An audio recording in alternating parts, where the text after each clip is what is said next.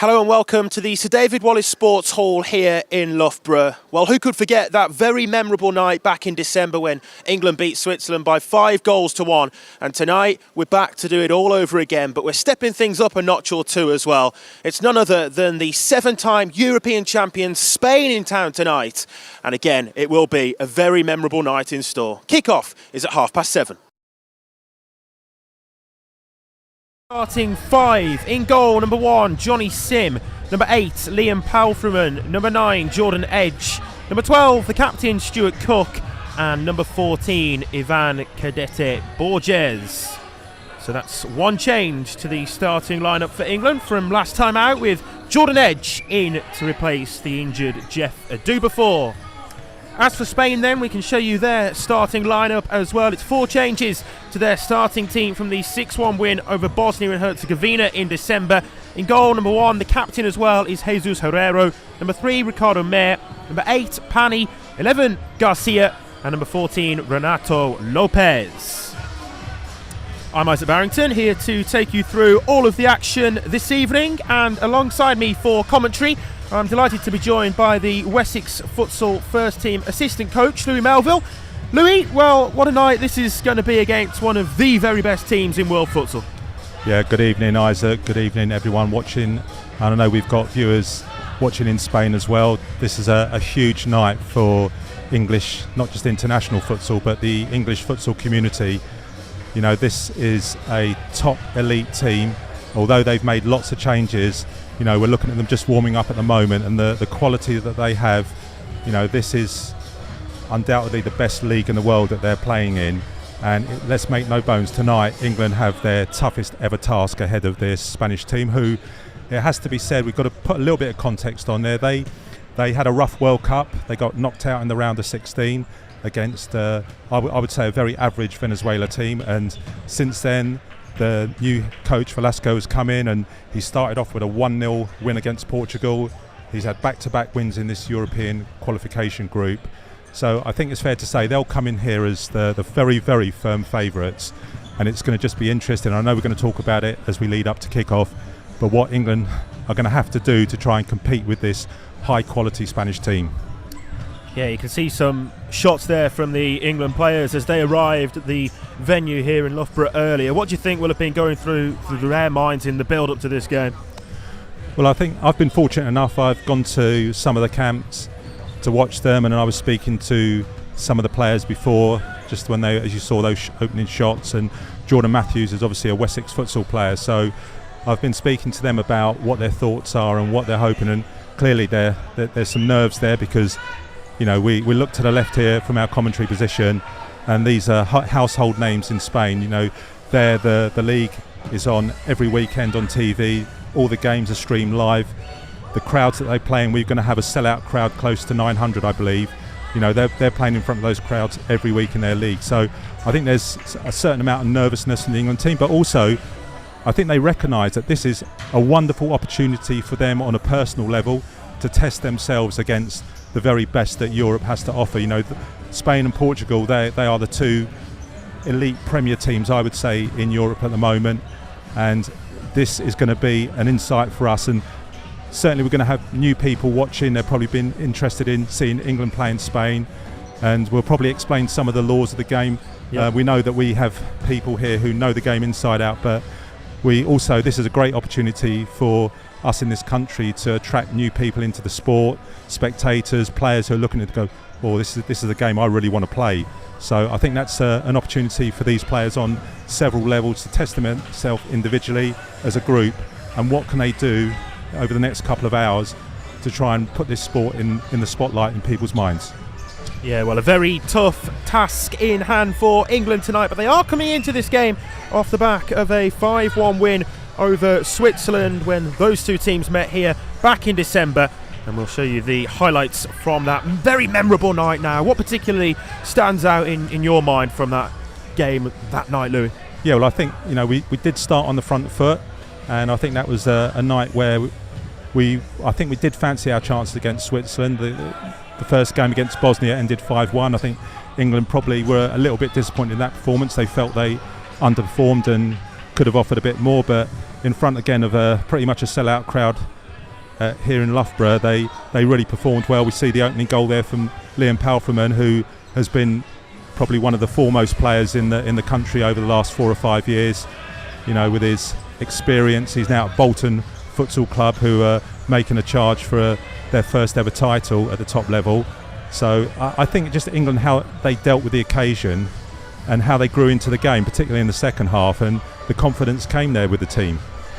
Yeah, Liam Palfreman was right at the forefront of so many good things for England that night, wasn't he? Another player to look out for from an England point of view tonight, but I'm sure many of the eyes will be on the Spanish players this evening. But as we continue to show you the highlights from that game, it was also a game in which the goalkeeper Johnny Sim, particularly in the first half before he was replaced later on in the second half of the game, was very busy and involved in the England goal, beaten there by that one, but it was the only time he was beaten, and you get the sense that Johnny Sim could be a very involved man again tonight for England.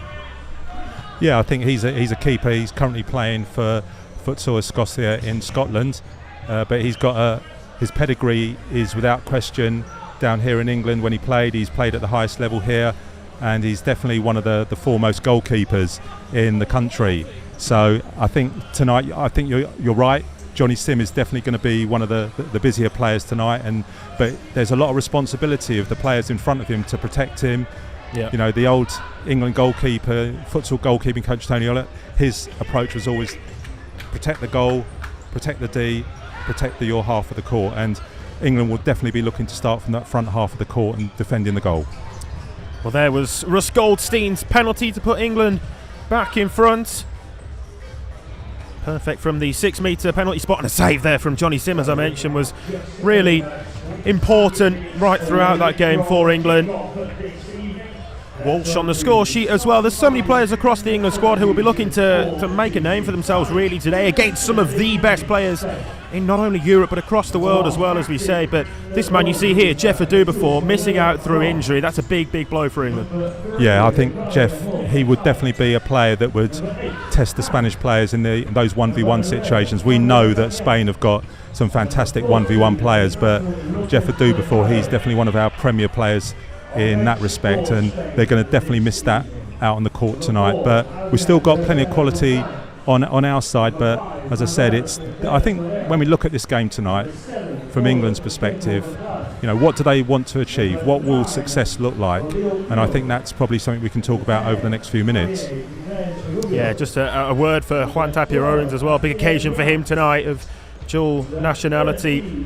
England and Spain taking charge of England against Spain tonight. We'll talk about the Spanish coach in just a minute or two, but for Juan it's a massive occasion as well. What do you think he'll have been saying to the players in the build-up to this game and in the dressing room just before the players walk out as well?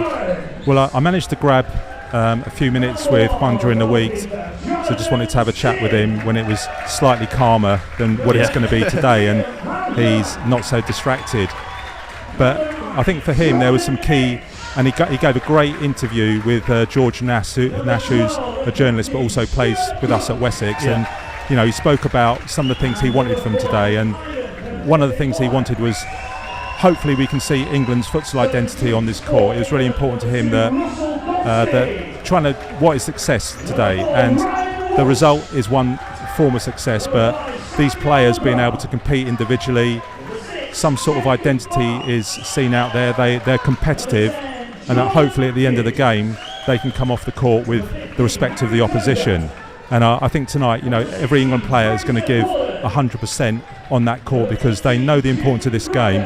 And although we've got the return game back in Spain, the opportunity to play against this level of opposition in your home court doesn't come around too often.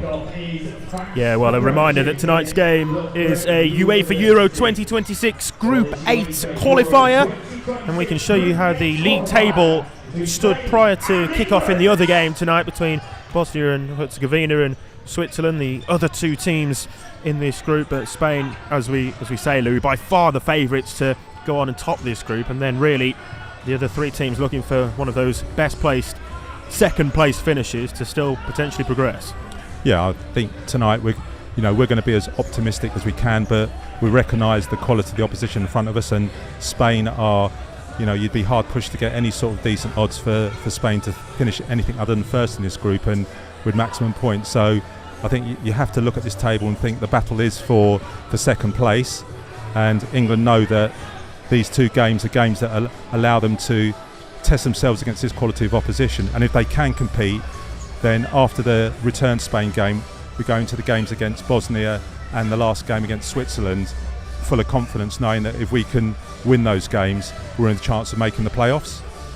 Yeah, well, a reminder of the results from back in December. England started their campaign with a 5-1 loss away to Bosnia before then reverse scoreline. They beat Switzerland 5-1 here just 3 days later, and it was the same fixture schedule for Spain, but they won both their fixtures. Beat Bosnia 6-1 at home in the most recent game, beat Switzerland 9-0 away as well. So Spain will be looking to make it 9 points from their opening 3 fixtures tonight, and I have to say they've got a very, very good chance of doing so. Just pick out some of the players in the Spain squad then for us, Louis, in terms of who you think are the standouts for people to maybe keep an eye on tonight. Well, clearly the captain, Jesus Herrero, he's extremely, over 100 caps for Spain. I think I was speaking to Mark Forrest, the respected futsal coach in this country, who's also working at Arsenal Football Club. He said to me, he said keep an eye on Pani tonight, because he'd worked with him over in Spain when he was over there, and he said, how he's come on in the last year or so is unbelievable. And then I think Gordillo is a real threat, and also Millardo, when he's on court, he'll be a player to really keep an eye on. But they, through their team, they have a lot of quality. Yeah, they certainly do. Experience right throughout the ranks, but they have introduced a few debutants into this squad as well. The coach, Jesus Velasco, is very experienced himself. I sort of mentioned him. I'm sure we'll talk about the players a lot more in focus as the game goes on, but a little insight into the Spanish coach as well, Jesus Velasco, who's one of the most decorated coaches across worldwide futsal, really. He was appointed as the national team coach in November after leaving Barcelona earlier this year. He's a 3-time winner of the UEFA Futsal Champions League. He led Intermavista to back-to-back titles in 2017 and 18, and guided Barcelona to their most recent win in 2022 as well. He's won a whole host of other trophies too. He's won the league in Spain 7 times, 5 Spanish Cups, another 5 Spanish Super Cups, 2 Copa del Reys, the Italian League 6 times, 4 Italian Cups, 5 Italian Super Cups, and the French League as well. It's quite some going, isn't it, for a coach of his stature, Louis? Yeah, I think he's what's known as a serial winner, Isaac. Yeah. And I think, as you say, what he's just so respected as a coach, what he's done, and I think what he's trying to do, I think I said we're just need to knit this up with what happened to Spain last year in the World Cup. And I think, we've got Spanish listeners and they may well challenge this, but I think it's fair to say that probably Spain have lost their way a little bit with their futsal identity and what it was, and Velasco's going to come in and try and re-establish that. And he's made it very clear that I was reading some of the comments he made. There was an interview yesterday in one of the online newspapers at ABC, and he was talking about the players. You're playing in the top league in the world. Go out and express yourselves. What you do for your club, come and do here for Spain. And I think he's a coach. He doesn't let things worry him at all. He's a problem solver, and he's able to deal tactically with most situations. But it's going to be interesting how they approach the game tonight. They've made a lot of changes from, I think it's something like 10 changes they made from the previous squad. So he's thrown John Tapia-Owens a little bit of a curveball there, because you're looking at those squads, and he's coming with virtually a new squad to look at players. And I believe he said that there's still another 9-10 players he wants to look at possibly in the return game back in Spain. But again, they'll be very focused, they'll be confident. There's no reason for them not to be confident, and I'm sure they'll treat England with the right amount of respect, and they'll do what they need to do. I watched the Spain game against Switzerland, and it took Spain quite a while to actually break down the Swiss defence, but once they did and got going, and then they'd worked it out and unlocked them. And I think that's the key tonight. I spoke to Liam Palfreman just before kick-off, and he said these first 5 or 6 minutes are so crucial, because he remembers a game where they played Croatia, and within 45 seconds of the kick-off they were 2-0 down, and then that just really blows your whole game plan out of the window. And I think England need to be really conscious of that. And as we watch the teams go back in now and we're less than 8 or 9 minutes from them coming back out for the national anthems. These are going to be key moments for John Tappet-Owens and Sean there and Ben Tadmore, all experienced people, to really focus these players. We've got Alex Seitz, the goalkeeping coach. They've made sure that they've got some experience on the bench there to assist them as well. In terms of styles of play tonight, Louis, how do you see the two teams setting up and the kind of questions that they'll look to pose each other, both in possession and defensively as well? Well, yeah, I think we're gonna have to look at that as the game unfolds, because Spain have obviously got some really good pivots. So, they're more than capable of playing 4-0, 3-1. They can really mix it up. And England, we know with the Manchester connection, and the Maidenhead United connection, where those teams do favour 4-0, and we can play that. And obviously we have got someone like Sam McGrath, a really sort of dynamic pivot who can cause problems in the National Futsal Series. But this is these players are up against a different level now. I mean, we are talking, this is platinum level, yeah. And they've got to find solutions. And it's all very well finding solutions in the National Futsal Series, but here we are stepping up. Yeah, a reminder there for you of the two teams' starting fives, and as you say, there is a big disparity between the level in the English National Futsal Series and the Spanish domestic top division, the Primera Division, where all of the players for Spain play. By the way, just speak to the viewers a little bit, Louis, about the difference in quality and the kind of way that the leagues stand, the NFS and the Primera Division over in Spain. Yeah, well, we started at the top of the programme and we said that the Spanish league is definitely the best league in the world for me. And they have a 16-team league, that they have numerous cup competitions where the top 8 will qualify for the Super Copa, and then the games are very, very competitive. There's a high level of play. These are professionals. This is their job, and the support that they have around their clubs, the fitness, the S&C, that's a constant. So the level of play is really high. But I'm sure, again, if you speak to people, some people question some of the futsal. What are we doing in Spain? Because they've brought in this new trial law about throw-ins. So that's not something we've seen over here. But in Spain, in the league programs, that they can take a throw-in from the side. They also have the option for a kick-in. But I mean, I watched the Women's Super Copa final on Sunday evening, and it was very effective. I have to say, I must admit myself, I'm not a huge fan. Perhaps that's because I've never seen it in my lifetime here in England. So if we brought that in as a trial rule, it'd be interesting to see what the outcomes were. But if we're going to do that, why are we doing it? But going back to the league, it is a very, very competitive league at the moment. Inter Movistar, one of the top teams in Spain, they lead that with 35 points, and then teams like Barcelona, who have a very, very decent team, and then someone like Parma Futsal, who they are one of the top teams, Champion League winners. They've got top class quality players. Had Mario Rivios, who I think it's 34, 35 now. He played in the last set of fixtures. So the quality of the league is unmatched, I think, anywhere else in the world. Yeah, it certainly is, and as I say, so much representation from across the Primera Division over in Spain. All of the players in the Spain squad today representing teams from the top Spanish tier. They have a couple of representatives from the league leaders in Inter Movistar, Javier Minguez, and the goalkeeper and captain Jesus Herrero, both from the league leaders. Jesus Herrero is by far the most capped player, and perhaps hence the captain as well today, with 105 national team caps. But as I mentioned, they do have 4 debutees who will be making their first national team appearances this evening. The goalkeeper Asier Llamas, as well as 3 in the fixed position actually, Adrian Rivera Gonzalez, Manuel Piqueras and David Alvarez Montes. So really does provide an opportunity, these sorts of games, I suppose, for Spain as well, to get something out of them themselves, in terms of being able to give these debuts and opportunities to players maybe on the fringe of the usually selected squad. Yeah, I mean, they've been able to leave out their top goal scorer in the league, Cecilio, who plays for Inter Movistar. He's got 13 goals so far, and he scored in the Clásico against El Pozo in the last game. So that's the quality of depth they've got, where they can leave out their top goal scorer. but they've still got Pani has scored 11 goals so far, Renato 10, Paul Pacheco he scored 9, Ricardo 8, Daniel 8. So they've got goals all over this team, and you know they do go all the way down. And most of these players have contributed in the league season with goals for their domestic clubs.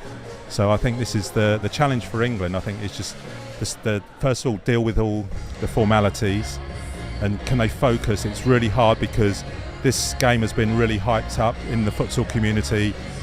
Can they focus on the game, not the occasion?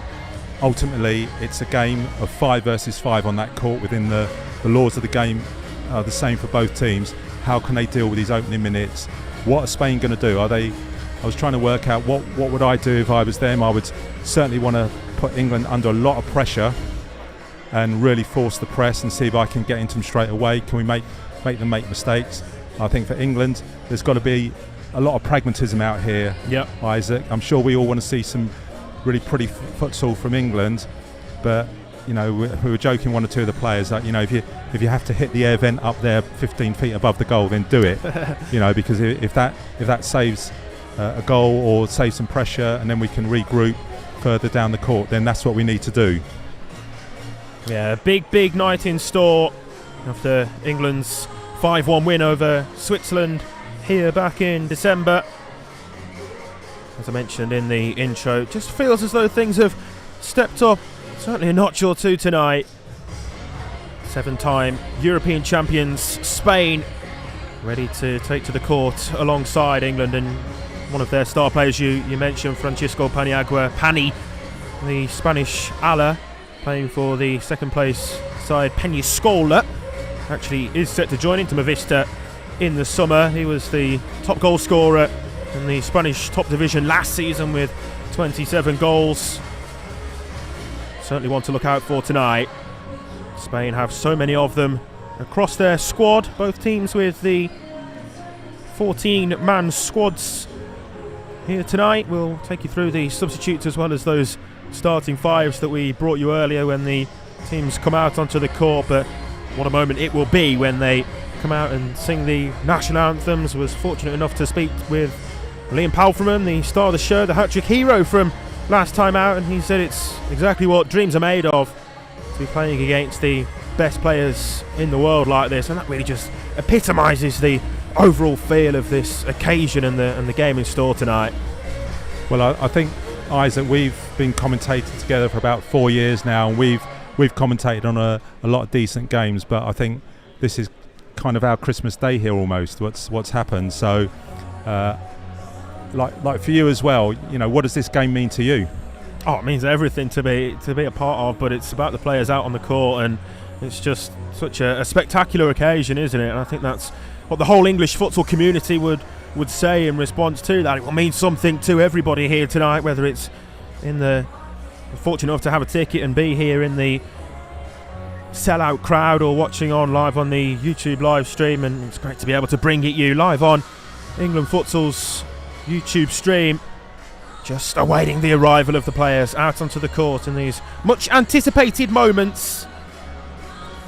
Yeah, just looking around the crowd here just in front of us, we're pretty much on the halfway line. We've got a fantastic view of the court and in our commentary position, but it's really that I can't see too many spare seats at the moment. Obviously we've got some of the UEFA delegates that have got to come into the arena, but it's it is pretty much going to be a complete sellout, and hopefully everyone turns up, because I know people were ringing up for tickets and wanted to, have you got a spare ticket, are there any spares? But tonight this is such a superb occasion, and it's great to see we've had a great response from the futsal community. And also what I hope is we have got some new people here in the arena watching who were really interested in, well, what is this all about? I want to go and see it. I'm going to travel there and experience this game. And I think one of the other things I was talking to someone about was the crowd the last time. I think it took them a little while to get into the game. But let's just see the teams enter the court. Yeah, well, here come the two teams then, led out onto the court by our match officials as the crowd rises to welcome two sets of players out onto the court. England led out by captain Stuart Cook and the Spanish goalkeeper and skipper Jesus Herrero leads his men out as well. And what a proud moment this is for Stuart Cook. You know, he's waited a long time, he's been around the game a long time, 38 years old, 80 plus caps for England, and he's got his kids out there, and it's what a moment for him. Yeah, a moment to treasure for all involved of an England persuasion, and we pause now for the national anthems. First, the national anthem of the visitors.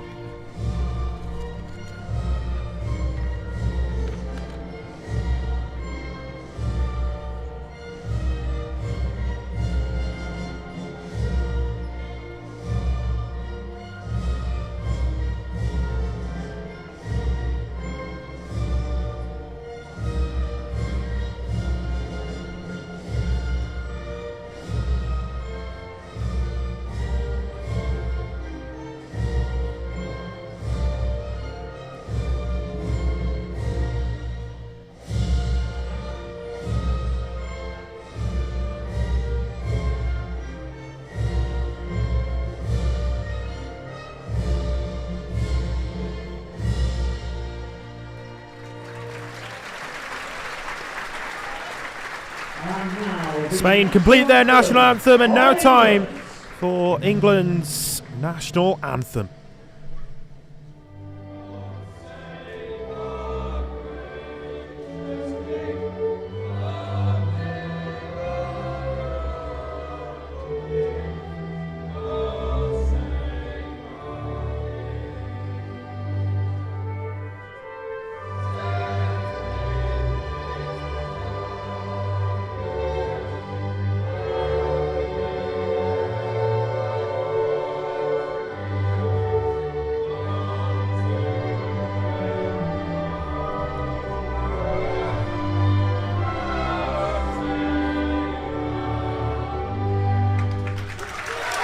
Anthem's complete then, we're just about ready for kick-off. It's England taking on Spain in this UEFA Euro 2026 Group 8 qualifying match. Yeah, both anthems really well respected there, and Russ Goldstein, the England number 2, really belting it out there. He does like to lead on that. Certainly, and so too the England goalkeeper Joe Payne, who's amongst the substitutes to begin with. A reminder of the starting 5 for England. Jonathan Sim starts between the sticks in goal. Liam Palfreman, Jordan Edge, Stuart Cook the captain, and Ivan Cadete Borges. That's one change from the starting lineup against Switzerland a couple of months ago. On the bench for England, Joe Payne, Russell Goldstein, Ryan Walsh, Sam McGrath, Jake Barnes, Jordan Matthews, Fraser Corden, Jamie Brooker, and Harry Tozer. Juan Tapia Owens is the man in charge of England. As for Spain, a reminder of their starting 5. Jesus Herrero is also the captain in goal. Ricardo Mer, Pani, Daniel Garcia, and Renato Lopez make up the rest of the visitors' starting team. Then on the bench for Jesus Velasco this evening, the substitute goalkeeper is Asier Llamas. And then the out-court options to be called upon in reserve: Adrian Rivera, Manuel Piqueras, Paul Pacheco, Jesus Gordillo, Javier Minguez, Miguel Melado, Daniel Zerdo Lopez, and David Alvarez. The match officials this evening: the referee tonight is Castriot Jeshelu. The assistant referee is Rusa Maria Carolina Tumu. And the third referee, Alice Vevedova. Timekeeper is Peter Nurse. Two captains will shortly come together in the centre circle. The skipper, as I say, for Spain, Jesus Herrero. And the England captain, Stuart Cook, just as those final words of pre-match advice and preparations being said in that pre-match huddle for England. And here they come, the two skippers, to exchange commemorative pennants as well.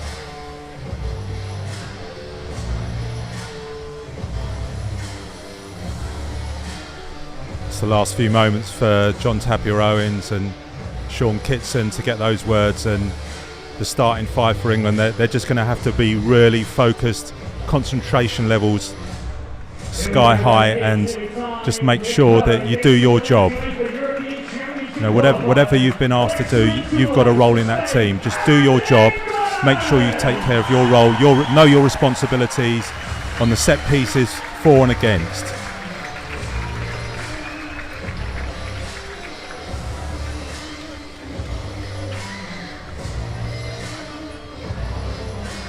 Two periods of 20 minutes with the stop clock, of course, for anyone who may be joining us for the first time tonight. I'm sure we've got many new viewers as well for what is really such a big occasion, as we've been saying, so we'll do our best to keep you up to speed with everything you need to know.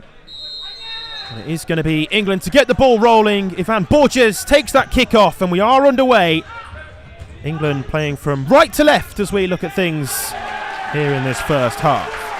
And straight from the kick-off, the number 11 Daniel, he went to press, and this looks like they're going to try and put England on the back foot right from the first second of the game. Palfreman takes that kick in back to Edge.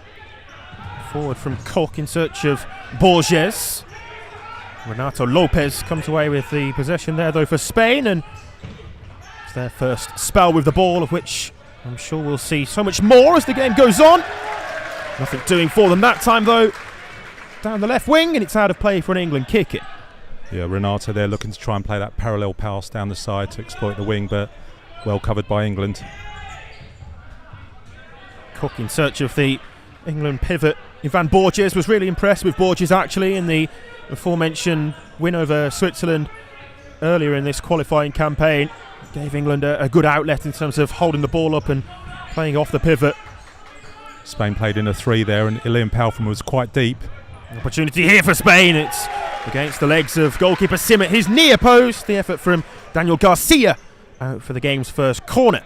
Yeah, Johnny Sim did really well there, because Daniel was trying to hint at the cutback and try and draw him off his post, but Johnny Sim stayed close to that post and kept it clear.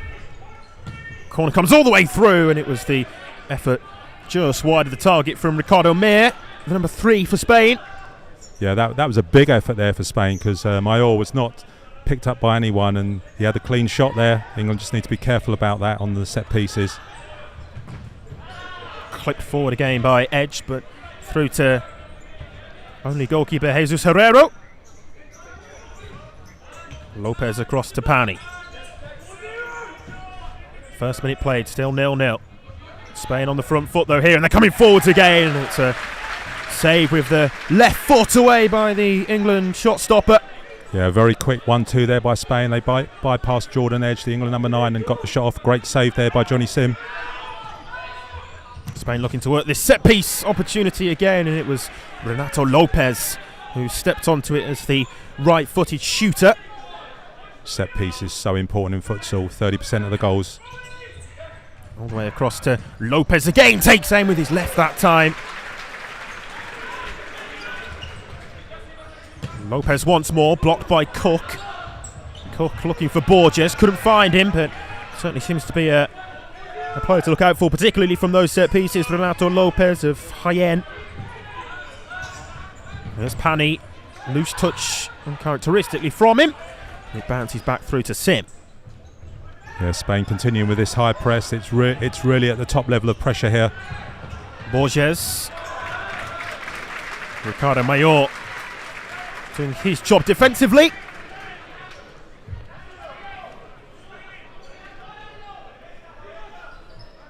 Just to see how quickly they press on this one. Edge trying to feed it through that first line of Spanish pressure. Lots of restarts in moments like this, deep in the court. Deep kickings like this for England so far. Well, it's good to see the referee there asking Daniel to move back the 5 metres. They will push it, but good referee in there. Cook taking it short to Jordan Edge. Herrero to Pani. Has a rocket of a shot on his left foot, does Pani, but he can also comfortably use his right as well. So to that man, Renato Lopez. Just need to have another look how England is setting up out of possession from the keeper, but there was a bit of a disconnect there between the front 2 and the back 2, and they just need to be careful about going too deep and being too passive there and allowing Spain to play. England looking for that longer ball as their outlet on a number of occasions so far, but they haven't been able to find Borges. And what can England do here? They've got Spain high up the court. And England will look to engage, look to press onto the Spanish side, and they force the error there as it's out of play from Pani. Yeah, that first line pressure there from Jordan Edge, and it forced Pani to make that mistake and concede possession. England in good position here. Edge all the way across, and there's the header, and the first opportunity of the game from an England point of view. Harry Tozer freshly onto court. Yeah, that was a really smart substitution there from John Tapia Owens. He brought Harry Tozer on very quietly, and he almost sneaked the first goal for England. Yeah, top goal scorer in the National Futsal Series so far this season is Harry Tozer, and very nearly with the opening goal of the game there as well with his unorthodox second post header. Nice skill there from Pani, but it's put into touch well, slammed out of play by the covering defender Liam Palfreman. Well, that was an example of what we said in the preview about being pragmatic, not messing about it in certain areas, and he almost took out our iPad here. Yeah, it was close, wasn't it, up to our commentary position up on the gantry as England again look to force the error from Spain in their own defensive quarter of the court. Short to Barnes, who's also on for England. And after that on the return ball, but Herrero got there. Finds Pani. Up against Edge. Only through to Sim. Yeah, that last minute or so from England's pretty good. I mean, Herrero, Spanish goalkeeper, he's pretty good with his feet though. He'll be comfortable receiving the ball and dribbling it out and playing high quality passes. But this is good from England. Can they keep this up for the next minute? Lopez. First foul of the game. Simple decision for the referee there over on the far side. Yeah, another change. Jake Barnes coming in, the Manchester player, and again showing his strength there. Did really well to win that foul. Slightly short for Tozer, but he got there just about. Mayor. Pani. Mayor across to Lopez. And the effort on goal was not far wide there from David Alvarez. Again, yeah, we saw that just there. There was a bit of a disconnect between the highest England line and that midpoint, and it allowed them to play a 1-2 around. Lopez to Pani. Palfreman was legally blocked off there, and it might unlock the England defence, but Barnes is there to get to the ball. Good defending from the Manchester man. England wanted to do a change there. They wanted to bring on Ryan Walsh for Liam Palfreman, but Liam Palfreman's held his ground there, didn't try and make that change. Lopez, the corner taker that time, back to Pani. Again, it's blocked, that time by Edge. Palfreman puts it out. Nearly 4 minutes played, still goalless. England so far holding Spain at bay, but the pressure has been there. Yeah, I think England will be happy with this. They knew this was going to come. They knew the pressure was going to be there, and they're dealing with it quite well at the moment, but a long way to go.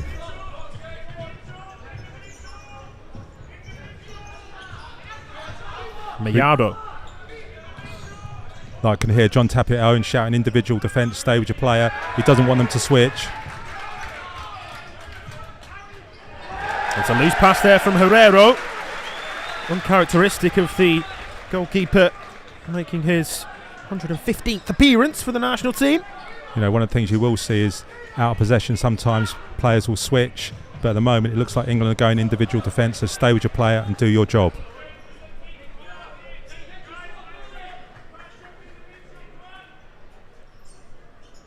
Manuel Piqueras just trying to retrieve the ball. Back for the Spanish kick-in. New match ball being called for, and we seem to have the original as well, so just a slight break in play, which will probably come to England's gratitude after what's been a little bit of an onslaught, but an onslaught which was to be expected from Spain in these opening 4.5 minutes. There's Mayado. Back to Mayado again, gets the shot away once more, and Barnes claiming that took a second ricochet out. Indeed it did. Jake Barnes made a really good decision there because the ball got played in and he was going to go and shut the spot, and then he realised he was too far away and he held his ground and forced the Spanish player to go backwards.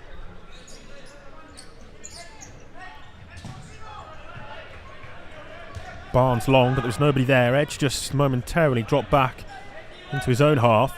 Again, I think that was a bit of pragmatism from Jake Barnes. He realised that the pressure was going to come and just decided to make territory, and can we force some danger up the other end.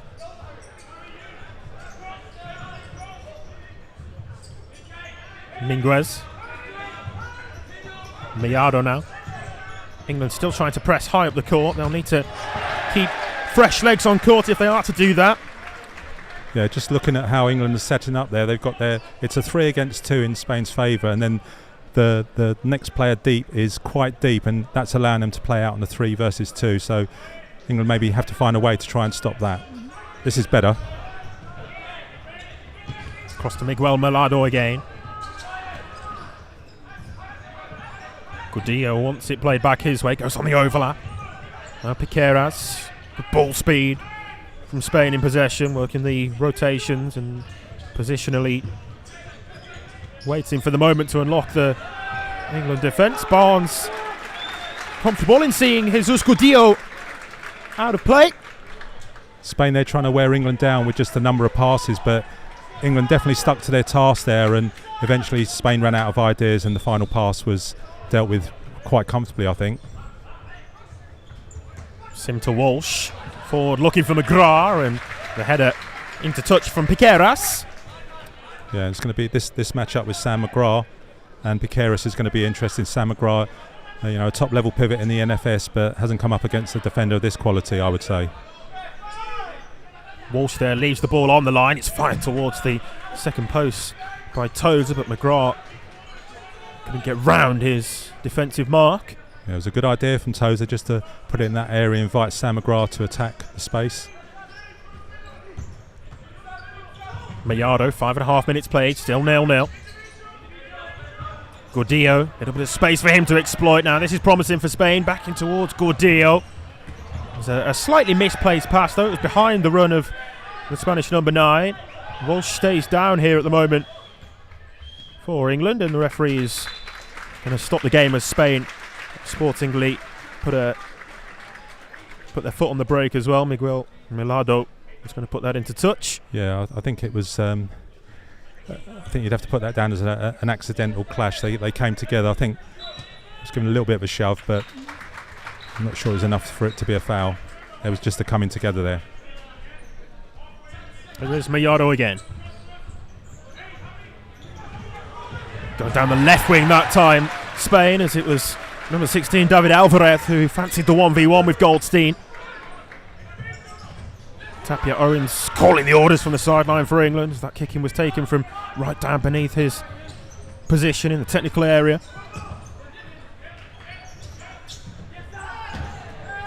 McGrath just getting back to his feet. Spain working the opportunity here.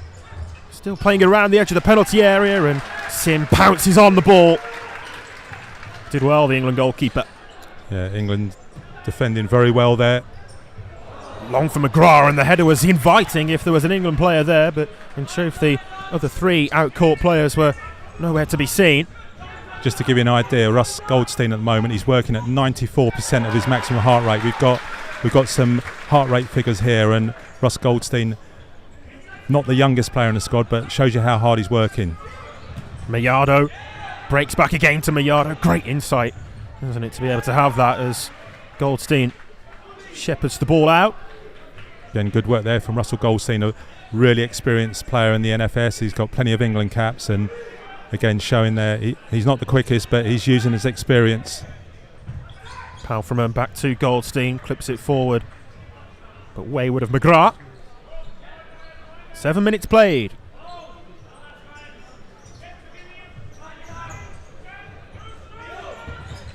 Mellado cuts inside, plays the pass across, and that was a decent opportunity. Stepping onto it was Javier Minguez.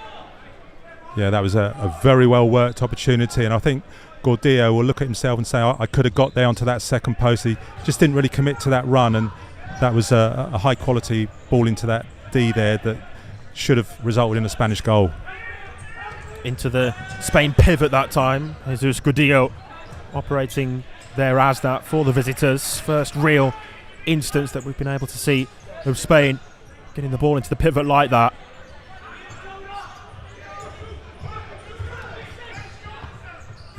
The tempo of this game, it just hasn't let up from the first whistle. McGrath just pulling back at his opponent there with the somewhat cynical foul on Javier Minguez. And fair play to the referee.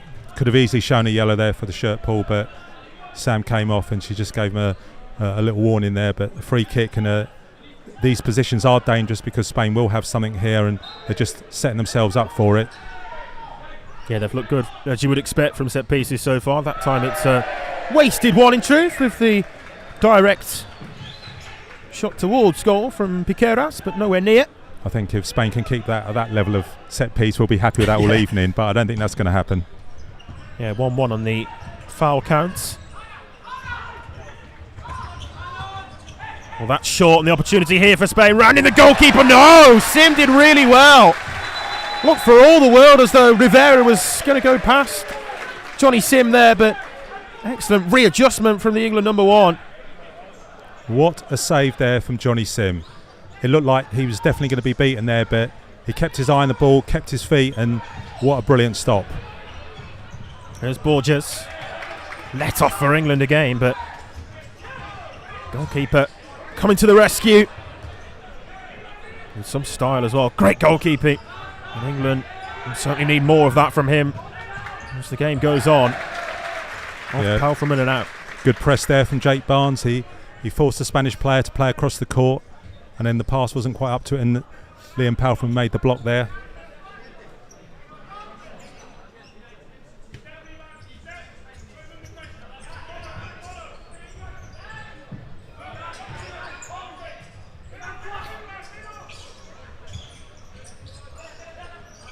Pacheco.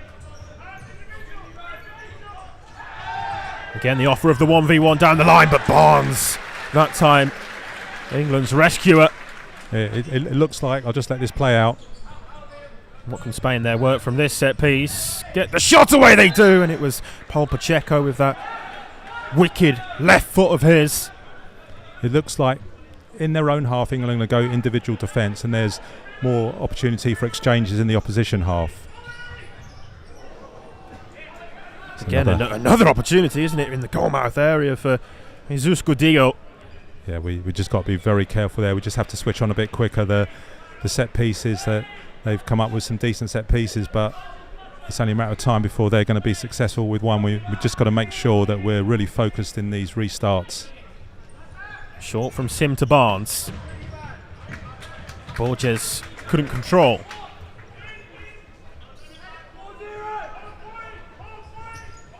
Rolled out there to Paul Pacheco. Now Mayor. Barnes pressing high, looking to set the tempo in the England press. Spain comfortably keeping possession though. Mayor to Pacheco.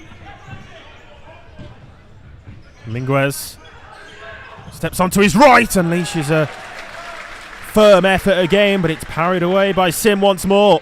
Yeah, good technique there from Johnny Sim. He didn't try and catch it or anything like that. He used the pace of the ball just to steer it out of the danger zone, and I think that ball sort of literally landed out of play from that save. Rivera all the way across on the volley. It was inviting for Paul Pacheco. Couldn't keep it down and on target though. Just shows you that type of set piece which we do see in the NFS, and we've seen players score those sort of goals. It's such a simple play, but it's still quite effective. Yeah, and the delivery so important on that set piece. There's a bit of an error there from Jesus Herrero, who completely misjudged the flight of the ball. Yeah, Ivan Borges, he managed to put him off there, and that almost caught out Herrero.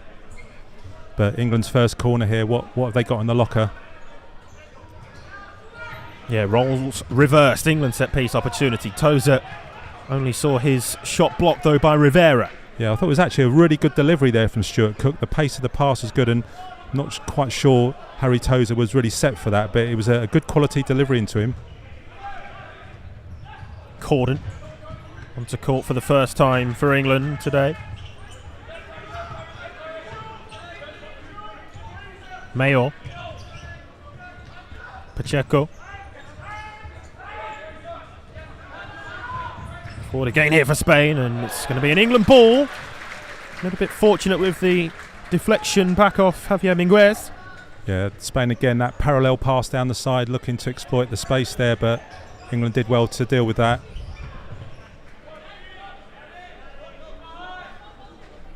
I mean, this is a really good effort from England. 10 minutes into the game now, and they're definitely holding their own. They're under a lot of pressure, obviously, but they're doing well here. Sim again there, just with a pragmatic reset out of play. Yeah, a quarter of the game played. Still 0-0 on the scoreboard, but Spain again on the attack, and there's the opening goal. And what a strike it is from Javier Minguez. Went down the left wing and unleashed a rocket of a strike into the top corner. 1-0 Spain. Yeah, I mean, that's a superb finish. He really did. This time he decided to go 1v1 down the wing, and he just managed to exploit that space, and then left foot shot. I'm not sure Johnny Sim saw too much of it, but it's forced an England timeout with 9:40 to go. But as we see that break, he just gets ahead of his direct opponent and then has room to get the shot off, and what a finish that is. Yeah, went down the line on the 1v1, past Fraser Corden. That burst of speed and acceleration down the left flank, and Javier Minguez, known as Javivi, gets the opening goal. Timeout then called, which is probably a sensible option from an England point of view, and manager Juan Tapia Owens choosing to use the timeout at around the midway point of this first half, which is a similar sort of style to what we saw from him with the timeouts against Switzerland as well. Yeah, I think we've got to give England a lot of credit in that first 10 minutes, 20 seconds up until the goal. They'd really stuck to their task, but there was just a little bit of extra pace there, some real venom on the shot. I mean, you know, that was really specific where he was going for that shot, and just beat Johnny Sim, couldn't react quick enough. Yeah, well, you could feel that the pressure was coming, and sometimes it takes that quality of the highest level. Javier Minguez of Intermovista, the Spanish league leaders, has 7 goals in 15 league games so far this season. And really important for England in the next couple of minutes that they just focus and get back on the job. Yeah, Spain will look to catch England cold from the resumption after that timeout. Here's Paul Pacheco. They're just so comfortable on the ball, Spain, with the dribbling and moving the ball, orientating the ball so that they can make the next move. But good work from Sam McGrath there to block that pass.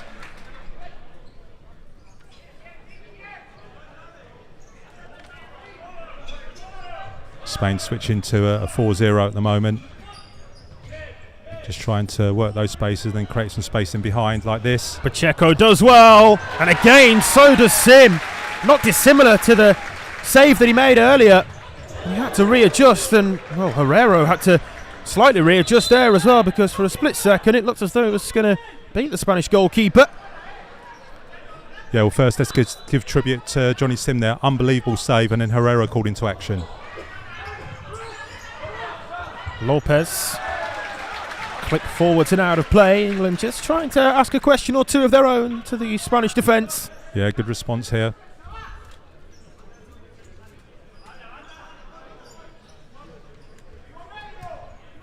Edge is kicking.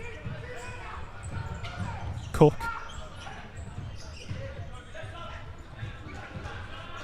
England ball.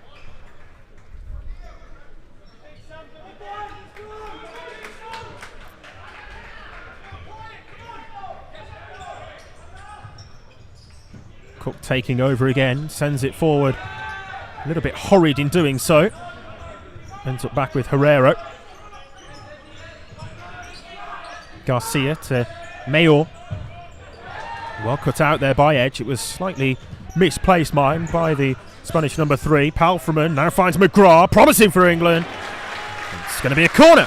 Yeah, Jordan Edge did brilliantly there because the ball got caught up under his feet, but he managed to get it out, and then that allowed Palfreman to join in, and a good attack there from England resulting in a corner. Can we get the delivery right on this one and cause the Spanish a few problems? As it was from the opposite side, it's going to be the captain, Cook, to take. Sets it back for Edge. cut beneath it too much, couldn't keep it down. Yes, we saw Liam Palfreman and Sam McGrath there, just a little crossover run to cause some distraction to try and give Jordan Edge the time to get the shot off, but just couldn't quite get it on target. Another look at our England player heartometer, so to speak. Sam McGrath now playing at 98% of his maximum heart rate, but he's got the ball here. Yeah, and again we saw that John Tapio tell him to exchange on the first line, so let that first player run through and then deal with him as he comes through. But England in good position here again for this set piece. Edge the taker that time, back to Cook. Roles reversed. Palfreman. Cook lost out. Pani did well. Quick feet, nice footwork from him. England have it now though with Edge, and it was a firm but fair challenge from Renato Lopez. Yeah, I think Jordan Edge wanted a little bit more there, but he may just have nicked him through, but not enough for the referee. Palfreman trying to improvise and find Tozer. Tozer does have it now. Goes to ground, doesn't get the free kick. It is just the kick in for Spain.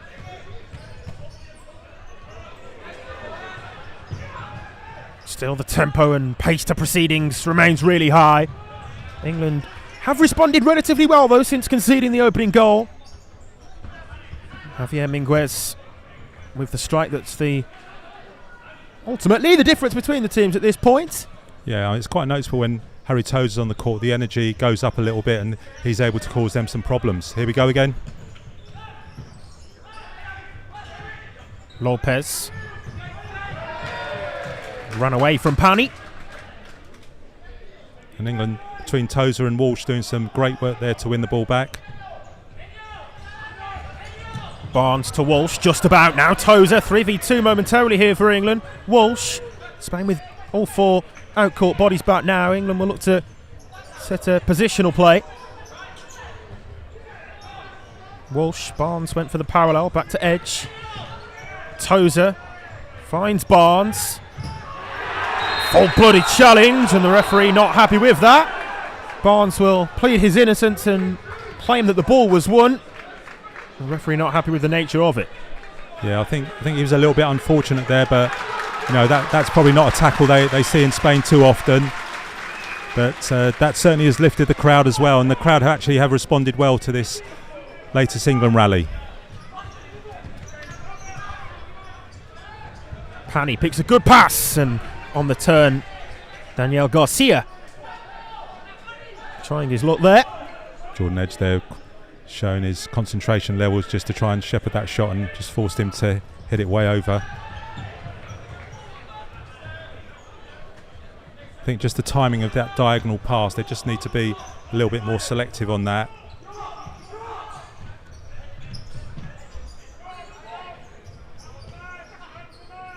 Lopez to Garcia.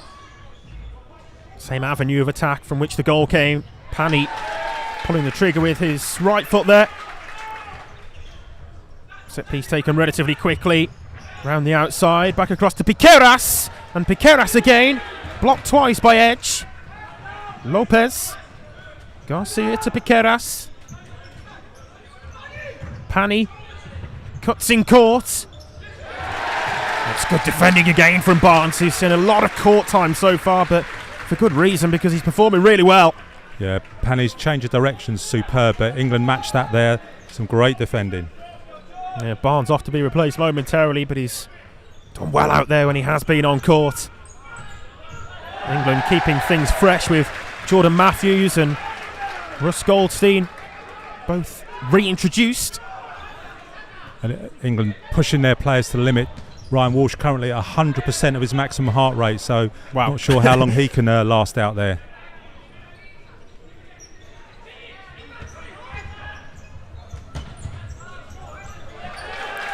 And I think the final player to get on court, Jordan Matthews, England number 10, West Sussex number 7, finally on the court.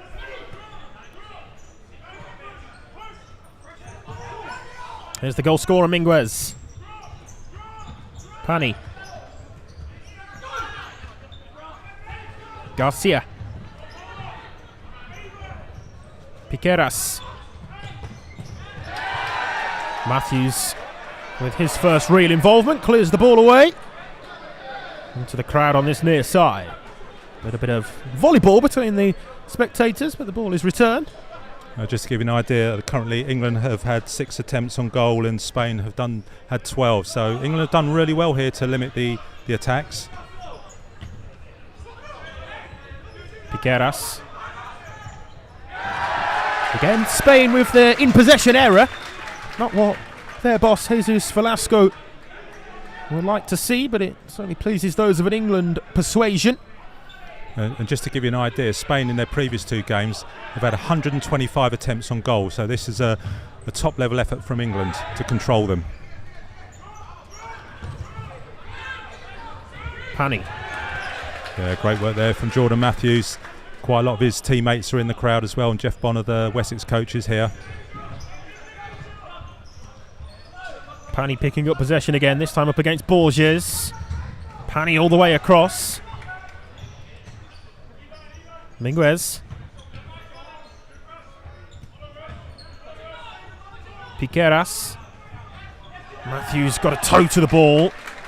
It's an England kick-in.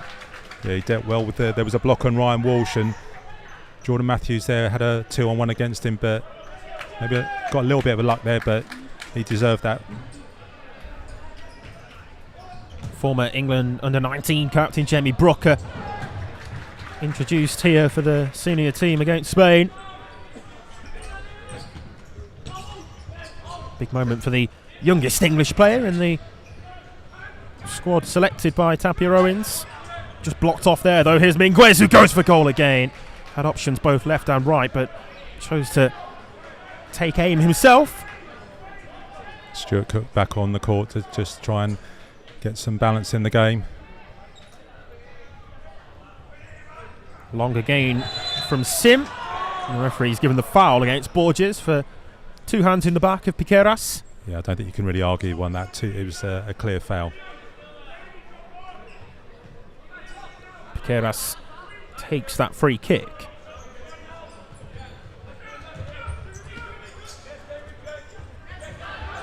Good pressure there from Borges. Yeah, often the man to set the tempo in the front line of England's press. Was the case that time. Sim digs out the longer distribution, but it's not quite perfectly pitched. And Jamie Brooker there was only 19 years old, but what a lot of maturity he showed there to come and cover his captain and clear up. Mayado driving over the halfway line. Palfreman engaged him, and again it was a misplaced pass that time from Mayado. Yeah, we don't want to let the Spanish run too much at us from that deep, but Palfreman did deal with it really well. England ball, last touch there coming off Spain's number 13, who's been involved a lot in the game, Mayado. This is getting into a really key area of the game with just over 3 minutes to go. England need to keep the focus. Palmed away there by Herrero, climbing over the top of the England pivot McGrath. Going to shout their individual defence, stay with your player from John Tapia on the sidelines. Gordillo gives it away that time. And then so too does Cook. Not perfectly placed towards Palfreman. That was the intended destination, but not where it ended up, and the ricochet deflection came back off Palfreman.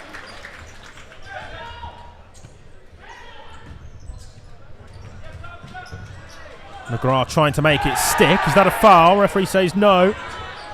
Gordillo just with stronger upper body strength in the eyes of the officials. Yeah, I think I understand Liam Palfreman's frustration here, because I thought that was a foul, and Liam Palfreman obviously came in and just decided to have his own brand of justice there. But it's the 4th foul from England. They've just got to be careful here. There's still 2:20 plus to go in this half. Yeah, certainly something to keep an eye on. Mayado twisting, turning, then getting the effort at goal away again. He wants a corner. Didn't see a deflection on that myself. Neither did the referee.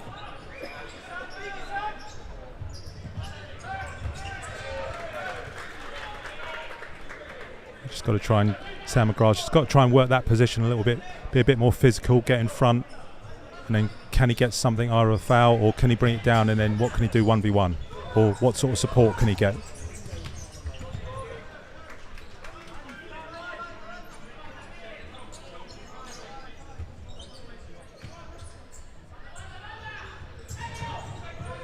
Sim put under a little bit of unnecessary pressure there. Yeah, I think he was probably not the pass he wanted to play, but he realised best to just bail out of that and send it long and make Spain restart in their own half. Oh, nice parallel ball executed well into the path of Adrian Rivera, who wins the corner. Yeah, and again, good work there from Sam McGrath, matching him, forcing him out really wide, and not a lot on the shot, but Johnny Sim just had to make that save to be sure. Into a central area, and it ran through as well to Gordillo. Yeah, that was an excellent corner there. Just ran over, got 3 in line, and some of the finishing has just been a little bit off from Spain, fortunately for England. Yeah, the chances have been there for Spain to further extend this slender advantage that they have.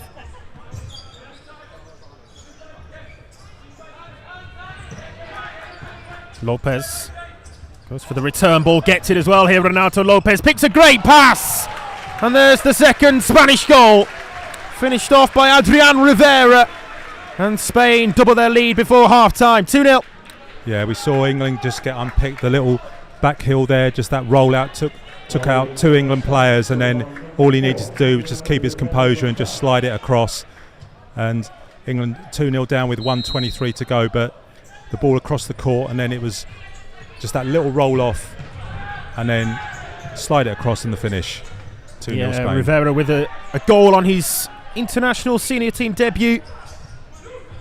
Player who won the under-19 Euros with Spain back in 2022, but this is first senior cap. He marks it with a goal. So much of the credit for that one, though, had to go to the wide man, Renato Lopez. Excellent play. Played the ball into the feet of the pivot, went for the return on the overlap, got it and fed the pass for the assist.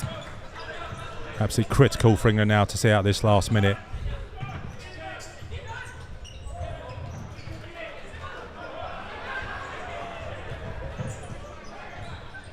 Goldstein looking for Borges. 45 seconds or so left of this first half. Spain leading by 2-0. Minguez, and most lately Rivera with them. Here is Rivera now.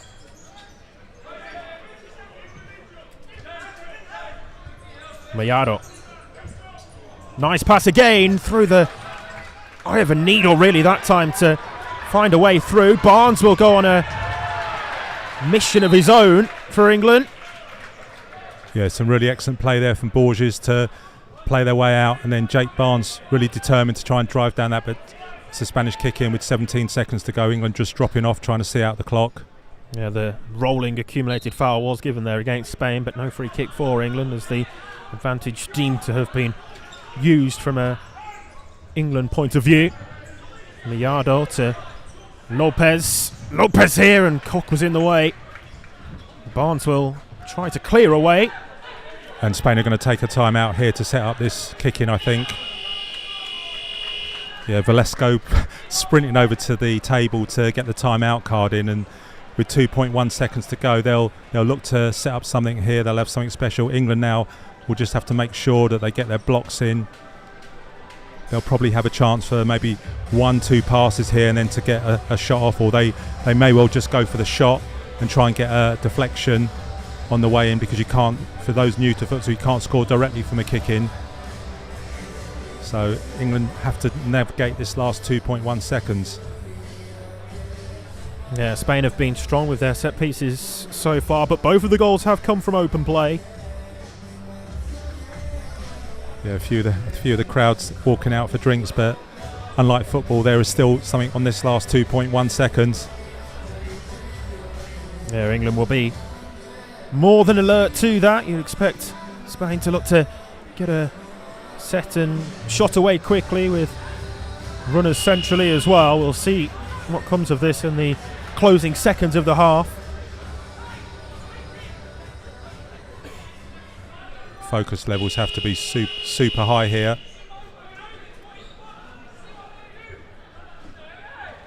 feel that it's going to be a set-up for a shot and some interference with Johnny Sim. They've got 4 seconds to take this. Rivera direct towards the second post, and Cook will clear, and that will just about do us for half-time. A good performance from the home team's point of view, but it's Spain who have themselves the lead at the break. 2-0 is the half-time score. Javier Minguez with the opening goal. Great individual goal from the Spanish number 10 as he went down the line and found the top corner for the opener. Adrian Rivera with the second to double the Spain lead after great work down the right wing from Renato Lopez. That's the story of the first half. England goalkeeper Johnny Sim has had to make a fine number of saves as well to keep the scoreline down. But England with work to do in the second half, although there's plenty to be pleased about of that overall first half display, Louis. Yeah, absolutely. John Tappy Owens, he's got very, very high standards. And, they'll be going in 2-0 against Spain, who are one of the best teams in the world. And they will be disappointed. I think they've competed with them as best they can in terms of the level of the opposition. Spain have been a little bit wasteful in front of goal, but that's on them, not on England. And I think England have actually stuck to their task. They've given Spain a few problems. We look at the match stats: Spain 18 attempts, England 6. And I think that they've given if part of the success criteria is given a good account of ourselves, I think that first 20 has been pretty decent from England. I don't think anyone has performed poorly. They've stuck to their task. As you said, Johnny Sim. It's going to be interesting to see what they do at half time, whether they bring on Joe Payne or they stick with Johnny Sim. But Johnny Sim has done everything right. That second goal, absolutely nothing he could do about that, because once the back heel had taken part, it was a 2 versus the keeper, and from 5 metres, 4 metres out, he's not going to miss from there. Yeah, and so we've assessed it from an England point of view. How about from a point of view of the visitors, Spain? How do you think they'll assess that first half overall? Of course, they've got the lead, but they've had the chances to make it more. Although, as you quite rightly point out, they haven't had as many attempts in the first half of this game as they had in the first 2 games in the Group 8 qualifying matches that they played back in December.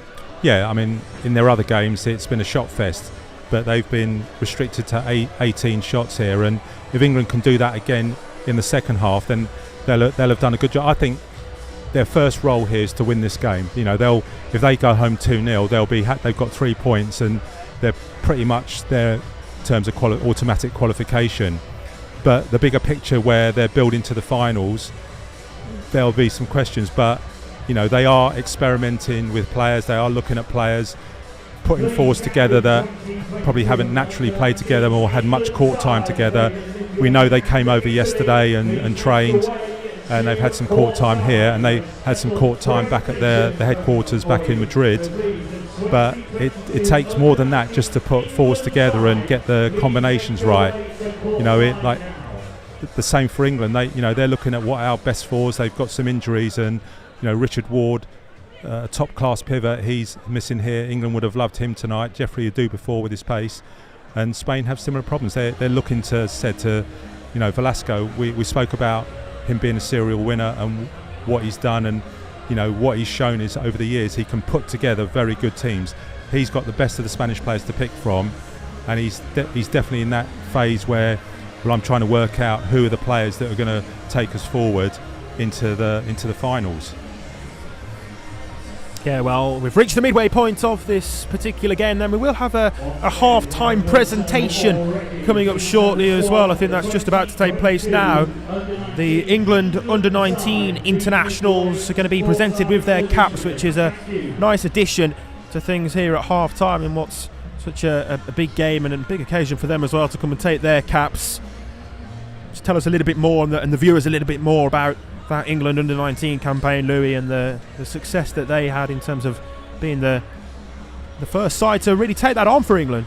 Yeah, it's been amazing to the whole England programme has started again from scratch. So when previously pre-COVID, I was fortunate enough to be involved in that England under-19 programme, and the quality of players we had there, and it's been built up. And tonight these players, I think 3 of the players aren't here for various reasons, but the rest of the squad, they're going to receive their England under-19 caps, and it's really important that that we had the women's team who competed last year in the World Cup qualifiers get their caps, official caps on the court, and it's really important that the players get recognised for their efforts on the court, and to do it, to get your cap awarded in front of a crowd of this size at an event like this.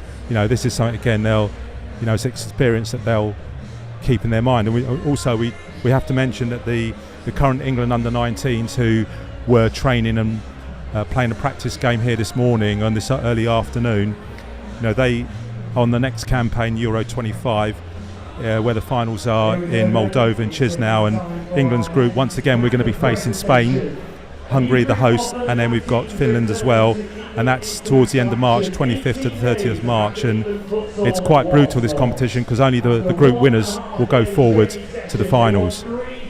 Yeah, exciting times, isn't it, for England futsal as a whole, and in particular, as you say, the youth side of things going to be introduced here then. The England under-19 internationals. I'll bring you the list of those players. Ben Taylor, one of the two goalkeepers in the squad from Derby. Dylan Miranda, the other goalkeeper, represents University of Nottingham. And then the outcourt players who are going to come up to take their accolades, their caps as well here. Ollie Kay, Chad Devine, Matt Barber, Ollie Desborough, Alex Brickman, Bobby Badham, Stanley Young, actually of Loughborough University here, but he's taking a year out at the moment. Thomas Anajtovic, who's made a breakthrough this season and last season as well with Manchester and their senior team. Also been part of the selection process and the England training camps with the men's senior side as well, Tom Anajtovic and Josh Nathan too. And then you mentioned the couple of players who are not here to take their caps tonight as well, but should still be recognised. Robbie Dean, who's out in America playing football at the moment, and Harry Sikawai, who's also taking a year out. Jamie Brooker too, playing in the senior team tonight. We saw him get onto court a little earlier in that first half, but he's the one that they'll look to try to follow in the footsteps of, isn't he, I suppose, with the progression that he's made in terms of really making himself an important player in the National Futsal Series. Won the Young Player of the Year award last season, plays regularly now, important player for Bloomsbury. Runners-up in the National Futsal Series last year, so it just goes to show the progression and the pathway that is there for these young players now. Yeah, I think Jamie Brooker is almost a case study here of what can happen in a very short period of time, where he's competed at that level and now he's competing against the best in the world here. So that is a pathway when we might have young players watching this in England thinking, well, this game looks really interesting, what can I achieve? Well, Jamie Brooker is a prime example of what can be achieved, and he's like, we ran up against him a couple of weeks ago in the National Futsal Series. Unfortunately, he was on top form that day when we lost to them, but you can sort of see and we saw it in the game as well, where he had the maturity to realise Stuart Cook needed some support. He went round and covered that and helped out, and I think if that's the quality of players we've got coming through, then I think English futsal is in a good place, and I would mirror that in terms of the women's groups as well, the players that we've got not only now, but the young players that were here in the last training camp at the Switzerland game. We've got a strong depth of female players in this country, and we want to see those players push through as well, and the opportunities that they have, that we will see them representing England in the future in Euros and World Cups. Yeah, great to see these young English talents coming to take their first ever senior caps for the youth team. Maybe one day they'll be taken to the court in a game like this for the senior side, playing against a side of such quality like Spain. Who knows? That's the pathway and the aim that's there for them. Back to the game tonight though, Louis, and just talk to me a little bit about those two Spain goals and the quality that we saw, particularly with the first individual goal. Different types of goals, of course. Yeah. The strike from Minguez, and then the second finished off ultimately by Rivera. I think one of the things we saw with the Spanish team, that regardless of how England were trying to deal with them, they were absolutely relentless in their approach and just trusted themselves, and eventually their quality was going to tell. Particularly the first goal and the second goal, it was just some really clever, high-level, intricate play, but also a lot of game craft from these Spanish players. Like, there's a lot of stuff going out there where when you look back at this game, you're like, some of the blocks, some of the runs they make, the way they shift their weight, the way they manipulate the ball. It's very, very special when you're watching the technique of these players, and I would urge people that are watching the game here and young players, have a look at what these players are doing, how they receive the ball, their body position. It allows them to go forward.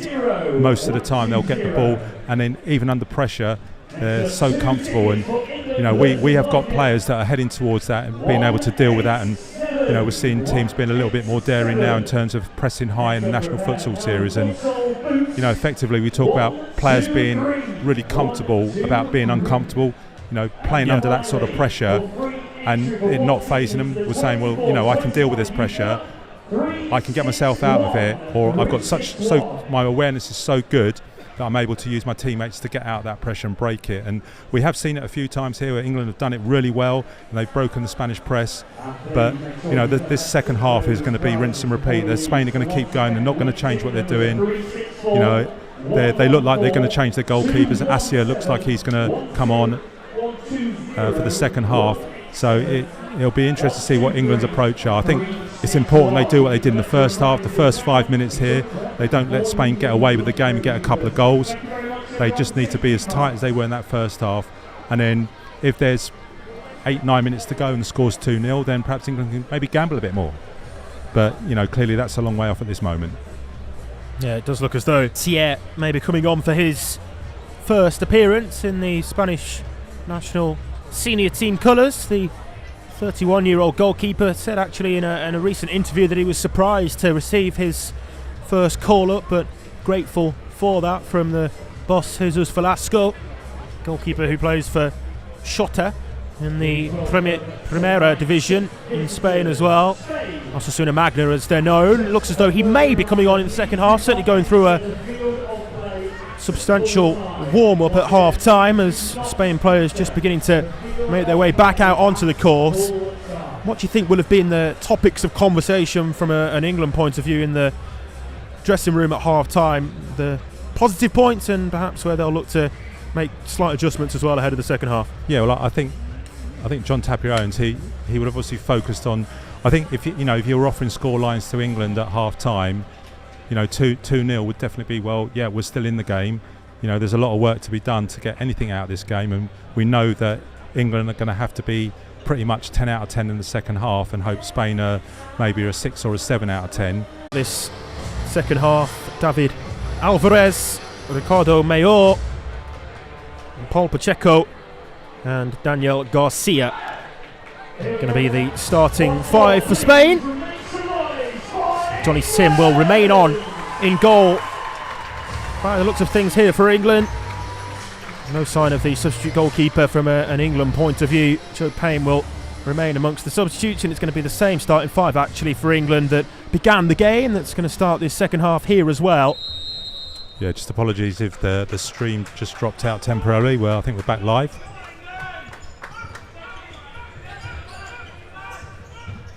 Referee there blowing the whistle, and we're underway again there for the second half. Spain will hope that the majority of the goal scoring action will be down to the left of the picture in this second stanza.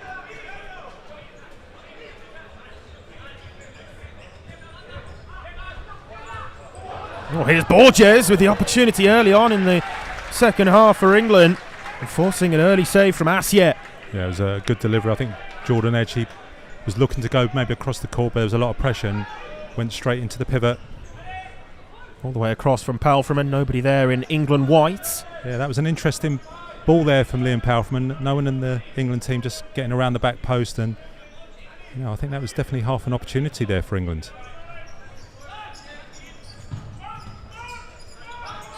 Pacheco, Alvarez, straight to Cook. And Palfreman with the flick header. Borges wasn't quite where it landed. Yeah, I think if I was going to pick something that England could possibly improve on it would be that once that ball goes into the pivot, that they get support quicker. Palfreman with a covering action around on the slide.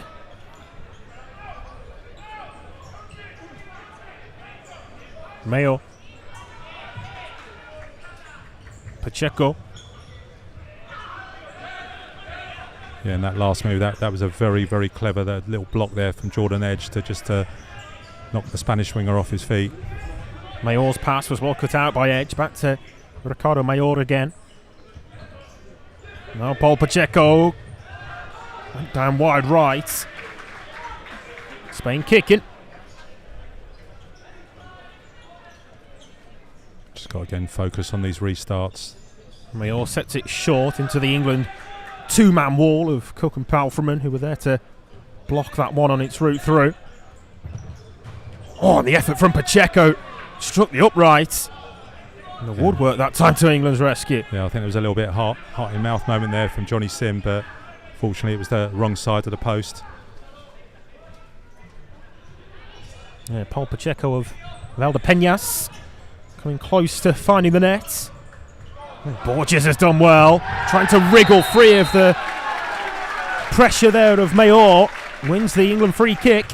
That was a fantastic bit of skill there by Ivan Borges.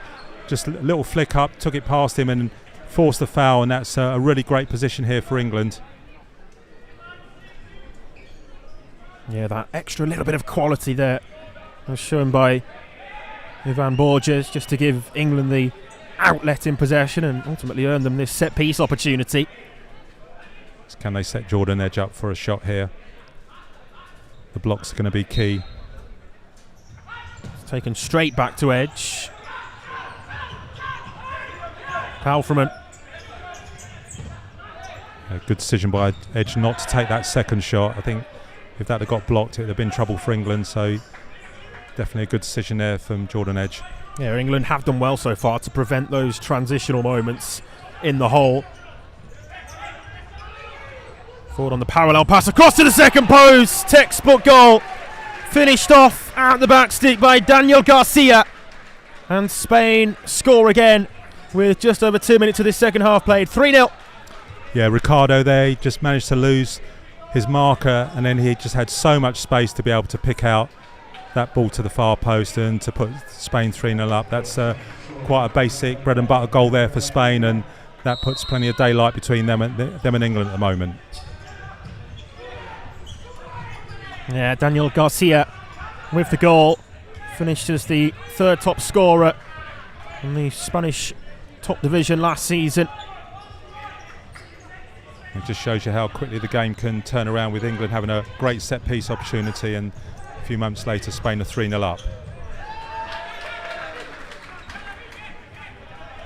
Yeah, it was the cute, deft little parallel ball which unlocked the England defence, and then precise in providing the assist to the second post. Yeah, it was one of the few times that he hadn't been tracked through Mayor, and then that space and opened up.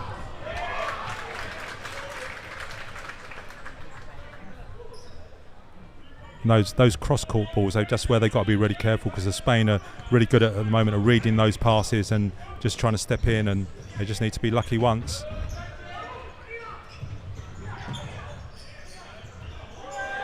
Miscontrol there from Pacheco.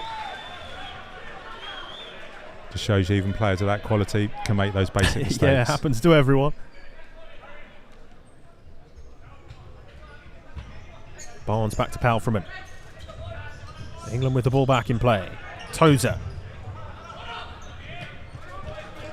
Yeah, Tozer's done, when he's been on the court, it's been very positive, and he's been a driver of a lot of positive England actions on the court.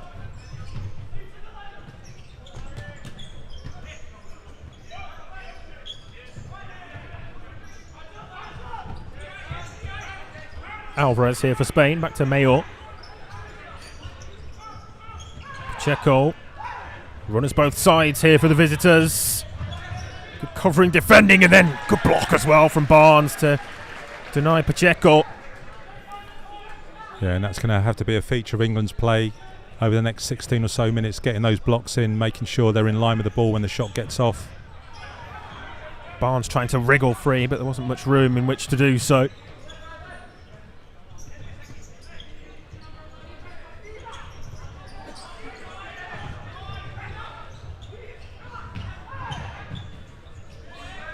Just found a little bit of space there, did Daniel Garcia, but he wasn't found with the pass, and Tozer didn't really have any England teammates up in support with him. Yeah, I think again he put the ball in the right area, but just the support wasn't arriving. And I think, if England are going to score a goal, they're going to have to be a little bit more adventurous with that run on the supporting run on the far side on the opposite wing.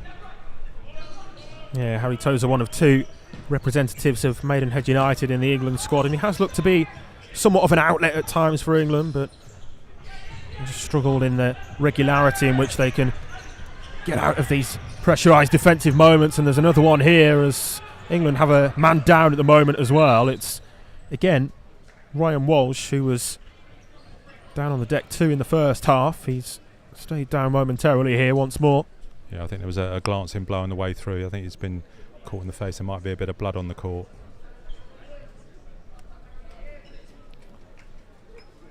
But just talking about Harry Tozer, I mean, one of the things Harry Tozer's got, and we were on the end of it, is he's got a very, very powerful shot, and England need to try and get players like him in around the sort of 10-12 metre area so they can get a shot off. So whether that's on a restart or in open play, can they create those opportunities for players like Harry Tozer and even Jordan Edge, who we know has got an absolute rocket on him.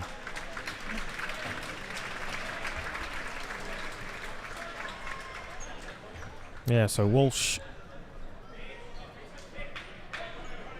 up and back to his feet, okay to continue. Needs to be momentarily replaced at least though, even if it is just for a split second, as the substitution's going to be made.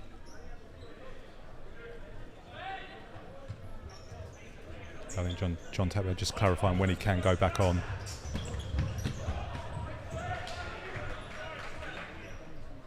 And Walsh will now come back onto court, replaces Cook.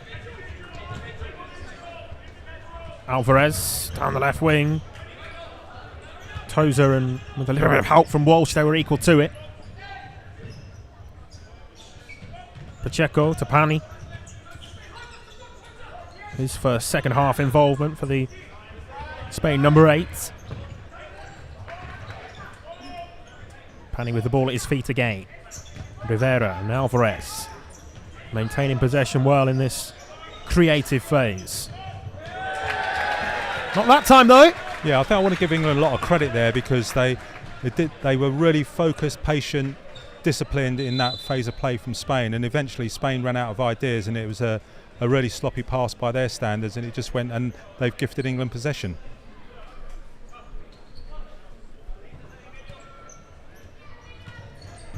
Walsh to Goldstein again, felt the pressure of the intensity of the press from Miado, and only sent the ball long. That's been a recurring theme in the game, hasn't it really, that Spanish high press and forcing England into playing long. And England just dropped off there to half court on that restart on the kick in. Rivera with space to drive into as well here. Rivera, Barnes with the block, back to Pani, cute pass across. McGrath in the way of Miado's effort. Pani, Goldstein pressing. Pani then threatening to somewhat win his back and exploit the space in behind. Again, England with a player down. McGrath it is, but Spain play on this time, in no mood to stop now. Walsh went sliding in. He's also come out looking a little bit worse for wear after that challenge. And now there'll be a break in play. Yeah, well, the front England 2 there, they were put under a lot of pressure because it was a 3 versus 2. They didn't get extra support from play coming from deep, so England had 1 versus 2 at the back and a 3 versus 2, and eventually Spain got out, and it was a pretty hefty challenge there, and hopefully Sam McGrath will be able to get back up on his feet and continue the game. But it was an important block at the other end of the court as well. Yeah, Walsh did well with England effectively playing with the numerical disadvantage at that stage, with still the man down on the court. It's a good sliding block from Walsh for England there. Nearly 6 minutes of this second half played now. Spain have further extended the lead that they had at half-time. 2-0 it was at that point. 3 it is now. Louis, what's been your overall assessment of this second half so far? Yeah, I think just England got undone by one bit of careless play, and then they put themselves behind the 8 ball here. And I just think really now England just got to focus on the next, just play every 2 minutes. Can we get through this? What can we create? Is John Tapia-Owen going to change the game plan? Can they go a little bit more aggressive? They seem to have dropped off on that last Spanish attack on the kick into half court.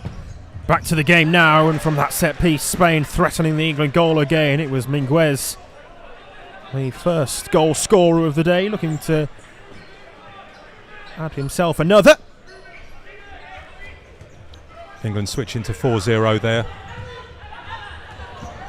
Long through on the diagonal. It nearly worked. The space was there for Barnes if the run was slightly earlier or the pass was better timed. You know, and that's what they're hoping for. Can they draw the Spanish players onto them to allow that space behind, and then that either diagonal pass, or keep working them until that pass can be threaded through. Pani robbed of possession here by Goldstein. Went for the little clip. Tried to just be neat and deft with his finish over the goalkeeper, but he was in the way, was Assier.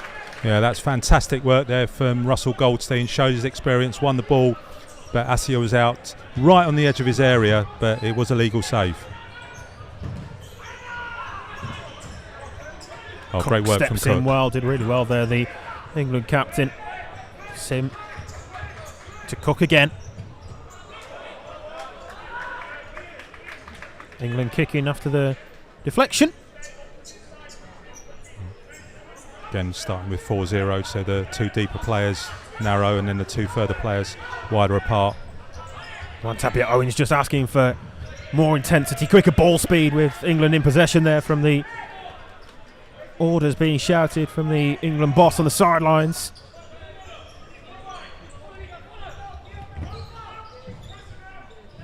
Here's Pani up against his opposite number 8 in Powell Freeman.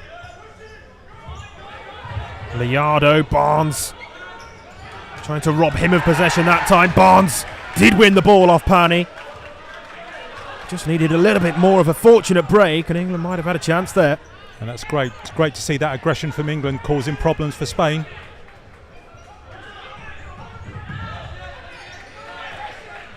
Good recovery there from Palfreman. Oh, Borges has it here. Driving forward. Ivan Borges! Big save from Assier. Still keeps England at bay, but that's the home team's best chance of the day so far. Yeah, and that last minute or so, that's been excellent from England. They've got the intensity up. And a great effort there, and a good save. Maybe one that goes in the National Futsal Series as there's a mix-up for England, and 4 seconds having been reached. It's an unforced error. Nobody wanted to take the kick in. It was left on the line. But going back to the previous point, perhaps that's one that he scores in the NFS, in the domestic league, up against a goalkeeper of such top quality, and it was a good save from Assier. Yeah, he just held his body position. He didn't turn sideways, and he just made sure that he kept that frame really stiff. Rivera goes for goal. Always rising. I'd have to say that this is England's best phase of the game at the moment. They've certainly turned Spain around and put them under pressure and made them feel really uncomfortable. Yeah, well, I say that was England's best chance of the game, and it probably came off the back of what prior to that was, at that stage, their best chance of the game before it, with Russ Goldstein's effort also saved by Assier Yamas. 2 opportunities in quick succession for England to pull one back. Rivera, second post, it's another Spain goal. Miguel Mellado adds his name to the score sheet, and Spain have 4. Yeah, that's a really well put together goal. They just managed to pass around England there. England couldn't get close, and another second post finish, which in futsal, as people who've been around the game a long time know, that's again a bread and butter goal that we see in futsal lots and lots of times in the season, and that's really I think that's probably ended England in terms of ambitions of trying to get anything at all from the game, and now it's going to be, can we get some goals here and try and get something out of the game positively in that way. Yeah, Mellado was never going to miss that one, was he? No. 2 goals at the second post the latest 2 goals for Spain. 4 goals across the game with 4 different scorers. Goes to emphasise the strength in depth and quality that they have throughout their squad. And I think what that last goal really demonstrated is, in this game, once you give teams of this quality that sort of space, they just will unpick you.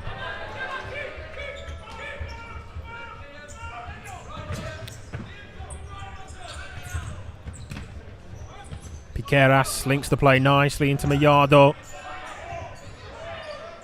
Minguez to Mellado again.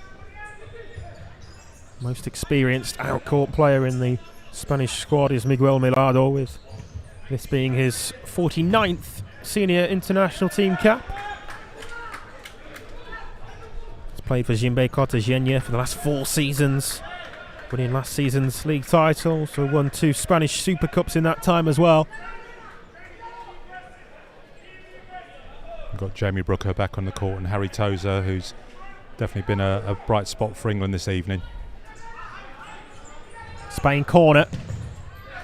Good block there from Borges after the effort from Lopez. Yeah, you could see what Stuart Cook was trying to do there. He was just trying to wrap that ball and try and get it into Borges' path, but couldn't quite make that pass.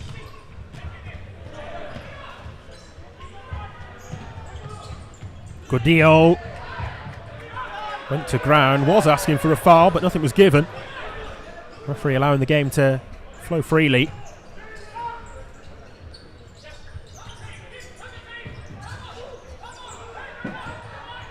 Cook there, couldn't go back to Sim, did go back to Sim. The goalkeeper shepherding the ball behind for the corner. Yeah, and again, for those new, the goalkeeper can only touch the ball once, possession in their own half. Yeah, it would have been an indirect free kick there should Sim have controlled the ball, hence why he allowed it to run behind. Probably, given their proficiency at set pieces, best to concede the corner rather than a free kick on the edge of the area. Yeah, well, the corner didn't come to anything in the end for Spain. Good save from Sim again. Good goalkeeping. Yeah, Gordillo with the effort. He's been excellent tonight, Johnny Sim. Piqueras, as Spain begin to assert their dominance on the game again since that 4th goal.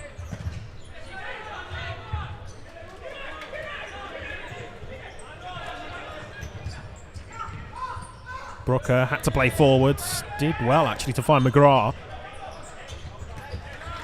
Good That's work from better McGrath. for England, and it's applauded by the home crowd as well, as the home team are able to retain possession. Oh, McGrath's lost out there, though.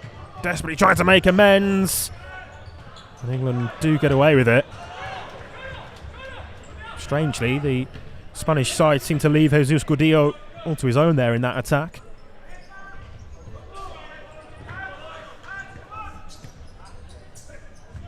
Gordillo. Piqueras to Lopez.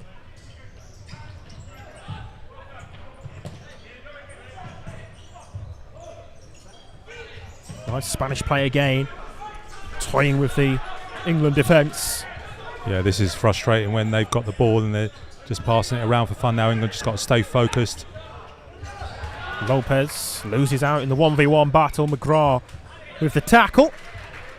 Yeah, and I think England are going to make a line change here. McGrath looks as though he's done, but he's got to stay on the court.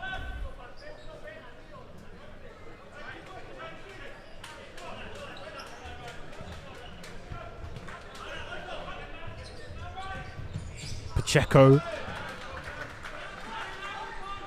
Walsh did well to beat Gordillo to the ball.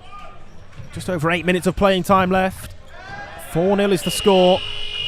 And we're going to see a timeout here called by England.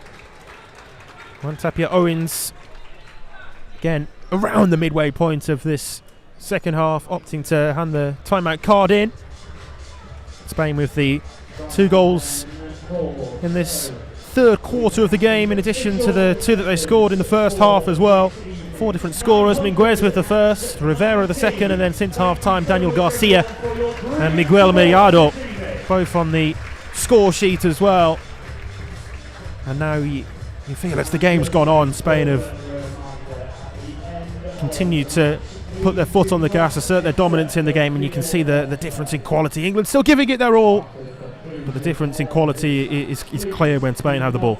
Yeah, I think some of the things to pick out, firstly, their fitness levels are going to be very high. They're going to be able to maintain this for the whole 40 minutes of the game, and it's just really, England have got to match that concentration. We know that we're not going to be able to compete fitness wise because they're full-time professionals, have all the support that you'd expect. So it's just players doing their bit on the court. When you're tired, get off, get someone else on the court. But we seem to have a line change here with Jordan Matthews back on the court, Ivan Borges, Ryan Walsh and Jake Barnes. So we'll restart from the goal clearance, short from Sim. Barnes taking a little bit of a risk, was feeling slightly more adventurous than the majority of the England team have for the majority of the match. He actually did well to get himself out of trouble there. Piqueras with the low shot on goal, blocked by Borges.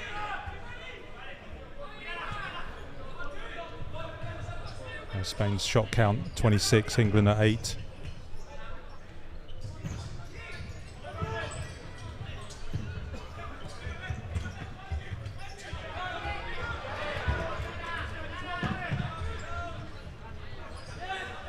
Piqueras. Matthews with the interception. Borges gets it back from Sim. Barnes does well. Lovely skill there from Barnes. Back to him again, and I mentioned that Jake Barnes just a moment or two ago opted to take a little bit more of a risk and chance in possession, and he did so there again, and it worked wonders.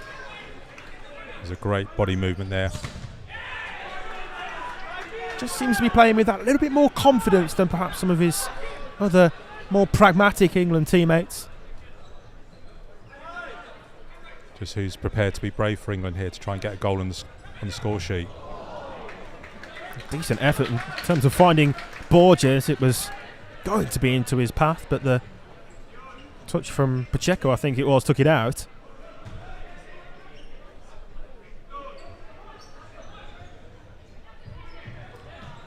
Matthews left with no option other than to play back to Sim. Not the most comfortable of goalkeepers in possession. I think he'll be the first to admit, Johnny Sim. No, I think that definitely went wrong, that kick in, because all these options were in front of him and there was nothing to play back to apart from Johnny Sim. Barnes has played himself into a little bit of trouble that time. Seemed to lose his footing at a crucial moment. Great recovery run there by Jordan Matthews to get his foot in there to stop that attack. Pacheco. Borges with the interception. Sim with the save on the follow-up. Barnes with the block. Score kept down to just 4. Sim with a big save to begin with. And then Barnes read the danger really well. And a great support from the home crowd there, recognising not only the save but the block on the line. Great work from both of the pair.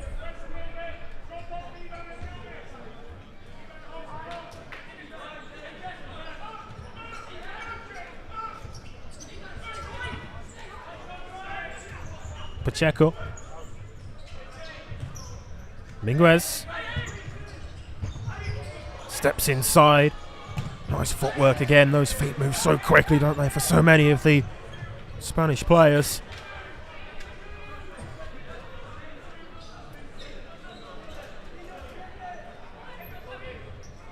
And just in the other game, Bosnia have beaten Switzerland 10-1. Yeah, it was a result which most would have expected. Perhaps not the scoreline, but Bosnia moving on to 6 points with the wins over England and now Switzerland as well.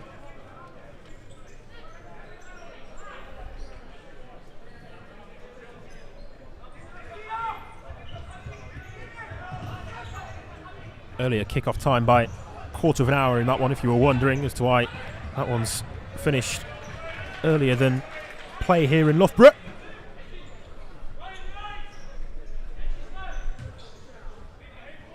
It'll be interesting to see what England try and do in this last 5 or so minutes to try and get a goal or two. because they know goal difference could matter in this group. Yeah, that would be an aim, you imagine, as well as keeping the goals conceded down. It would be nice if England could get themselves on the scoreboard as well. But more defending to do here at the moment. Minguez. Mayor. Again, it's high. A lot of the mid-range Spanish efforts from those sorts of distances have ended up flying over Sim's bar today. I'm going to go with a 4-0 and switch in there as well to try and get the press break on.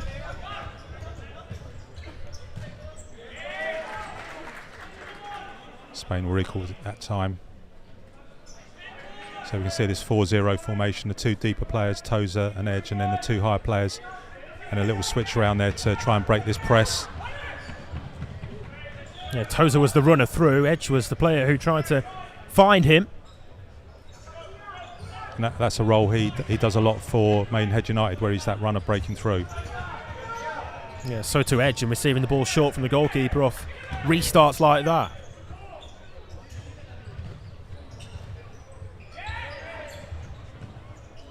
Spain win the ball back. Minguez with the effort on goal. Sim didn't keep hold of it, but it was to no detriment.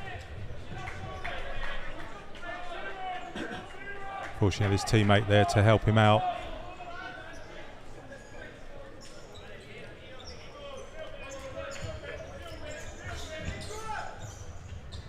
Millado.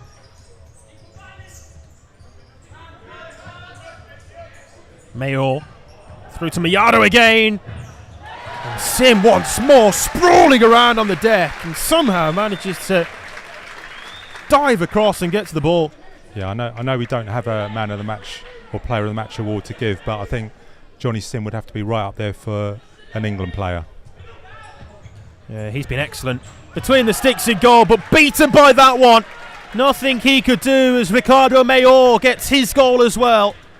Yeah, well, we spoke about set pieces there, and we just saw that from Spain there. They just set that one up. Probably there's plenty of fatigue now for England, starting to get into the legs, and tired minds and tired legs. Yeah, they were quick at the start of the game, England, to close down those sorts of shooting opportunities from set pieces in particular. If anything, it was the space in between that looked most vulnerable in central areas from set pieces.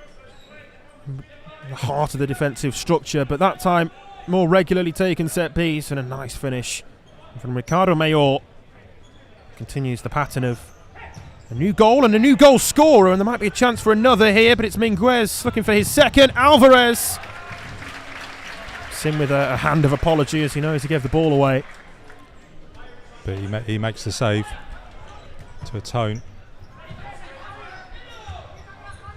Yeah, makes amends for that error as Alvarez back to Minguez again.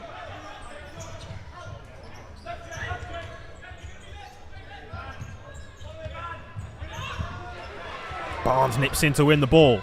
Borges in support. Is he going to be able to get this here? He is, Ivan Borges. Nice little roulette to spin away with possession as well. Goldstein. No foul. Cook. Up to Borges. That one's not given as a foul either. The ref on our near side here was very quick to say no. But there's a great bit of work. Borges really fighting hard for the ball, manufacturing the chance, but I think feet gave away there.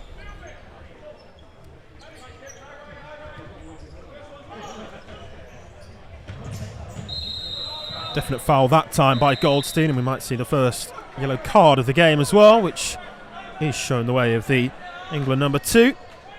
Yeah, England's first foul then. Probably, I guess we'd call it a decent tactical foul, because England was certainly in trouble there. Managed to stop that attack. And England desperate to try and get a goal to at least match the 5-1 that Spain beat Bosnia by. Yeah, England's first foul of the half, largely because they've struggled to get close to Spain in these possession areas in this second half.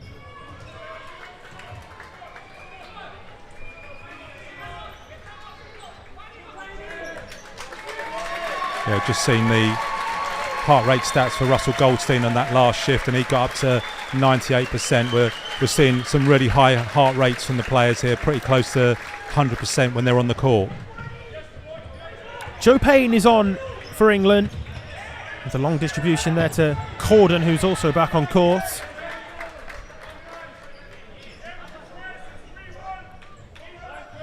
It's a change in goal, if you weren't aware, for England, with Payne on to replace Sim.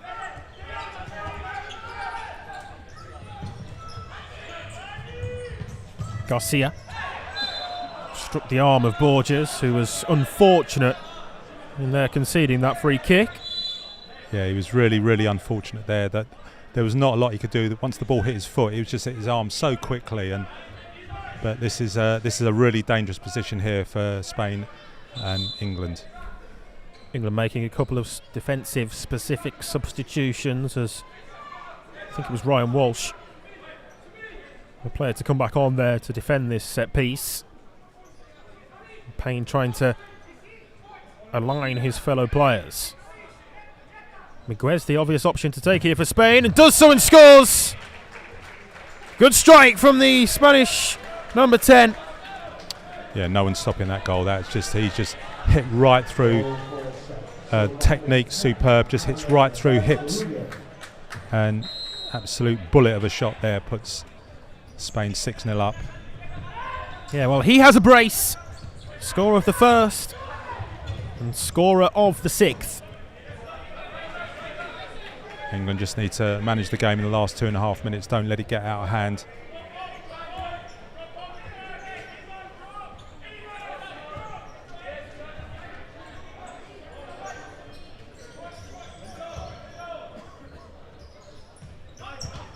Alvarez. 2-0 it was, remember, at half-time, and Spain have really put their foot on the gas in this second half. Pani to Alvarez.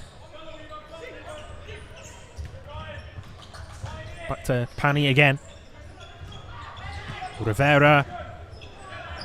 Barnes with the block, and now the clearance.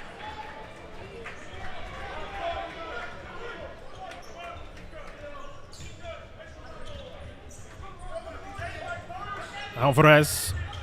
Again, there was a red shirt lurking towards the second post. I think it was goals 3 and 4 scored in that way. Alvarez again for another. Gordillo in the goalmouth area. Pani it was in the goalmouth area, I beg your pardon, close to turning it in. Yeah, he was trying to get the little inside heel flick just to nick it inside the post, but fortunately just missed that.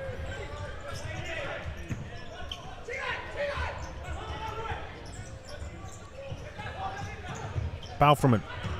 Last 90 seconds, can England really just fashion one high quality opportunity?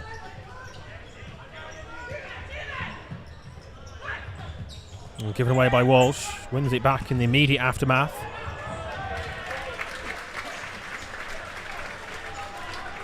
And it's great that you can still sense the crowd there, appreciate the efforts of the England players and still behind them massively. Yeah, great to see the sellout capacity crowd once again here at the Sir David Wallace Sports Hall, as it was for the Switzerland game as well, and hopefully will be for the Bosnia fixture too.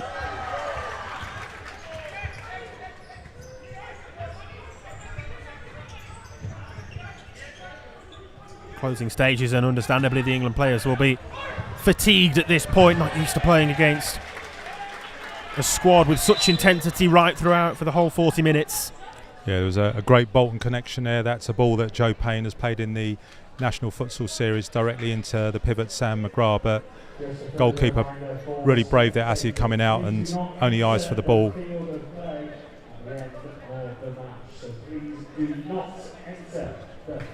Assier just getting back to his feet, being checked on by the match official.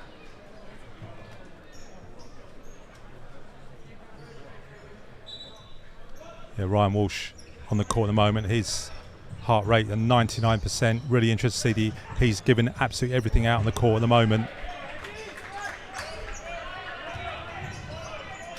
Yeah, great to have that insight into the player heart rates across the course of the game.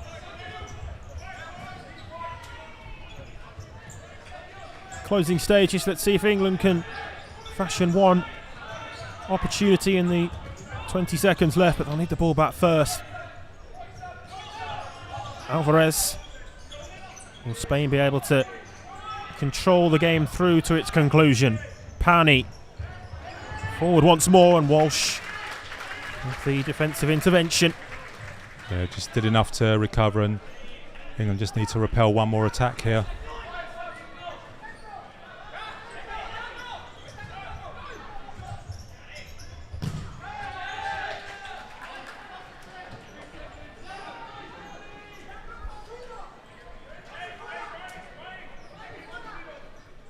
It'll be interesting to see how John Tapia assesses this game and actually the players in terms of their performance and the result. Edge will clear, and that will do us. The buzzer sounds for full time. 6-0 the final score, as Spain run out comfortable winners here in Loughborough.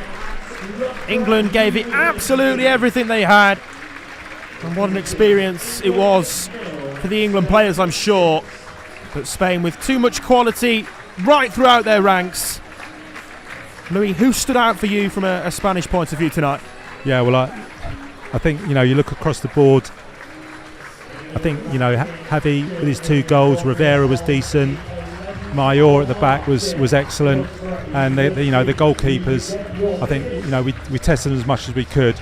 And from an England perspective, I think, Johnny Sim, he's got to be given a lot of credit. I think Harry Tozer, Ryan Walsh, there was a lot of decent performances out there for England. But again, we have to put things in context where England are in their journey. Spain, they're trying to re-establish their identity on the international scene to go and compete for titles again. But having said that, we're both in very different places. England just trying to establish that idea about how we play, the players getting the level. We saw tonight how Spain manipulated the ball, that rolling soul touch. They're so comfortable with it, it's second nature for them. And although we've got players who are playing a lot more futsal now, and I think we've got specific only futsal players, that's the next level. And if we want to be at that level, that's kind of the template of the technical side, how we have to play. I'm not saying tactically we have to play like Spain, but in terms of the technical side, I think that's really important. And then probably individually, tactically, how we out of possession, in possession, what we need to do, and then how we support each other. So there'll be lots of lessons here. I mean, this is, for England, I think this has been a great evening. The level of the opposition, I think we've given them a game.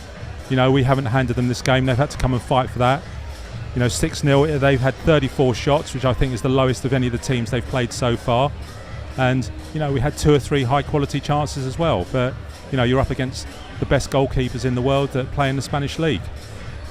Yeah, Louis, perfectly summed up. Thank you very much for joining us tonight, and thank you, the viewers at home from wherever you've tuned in to watch this one from across the world, for joining us as well.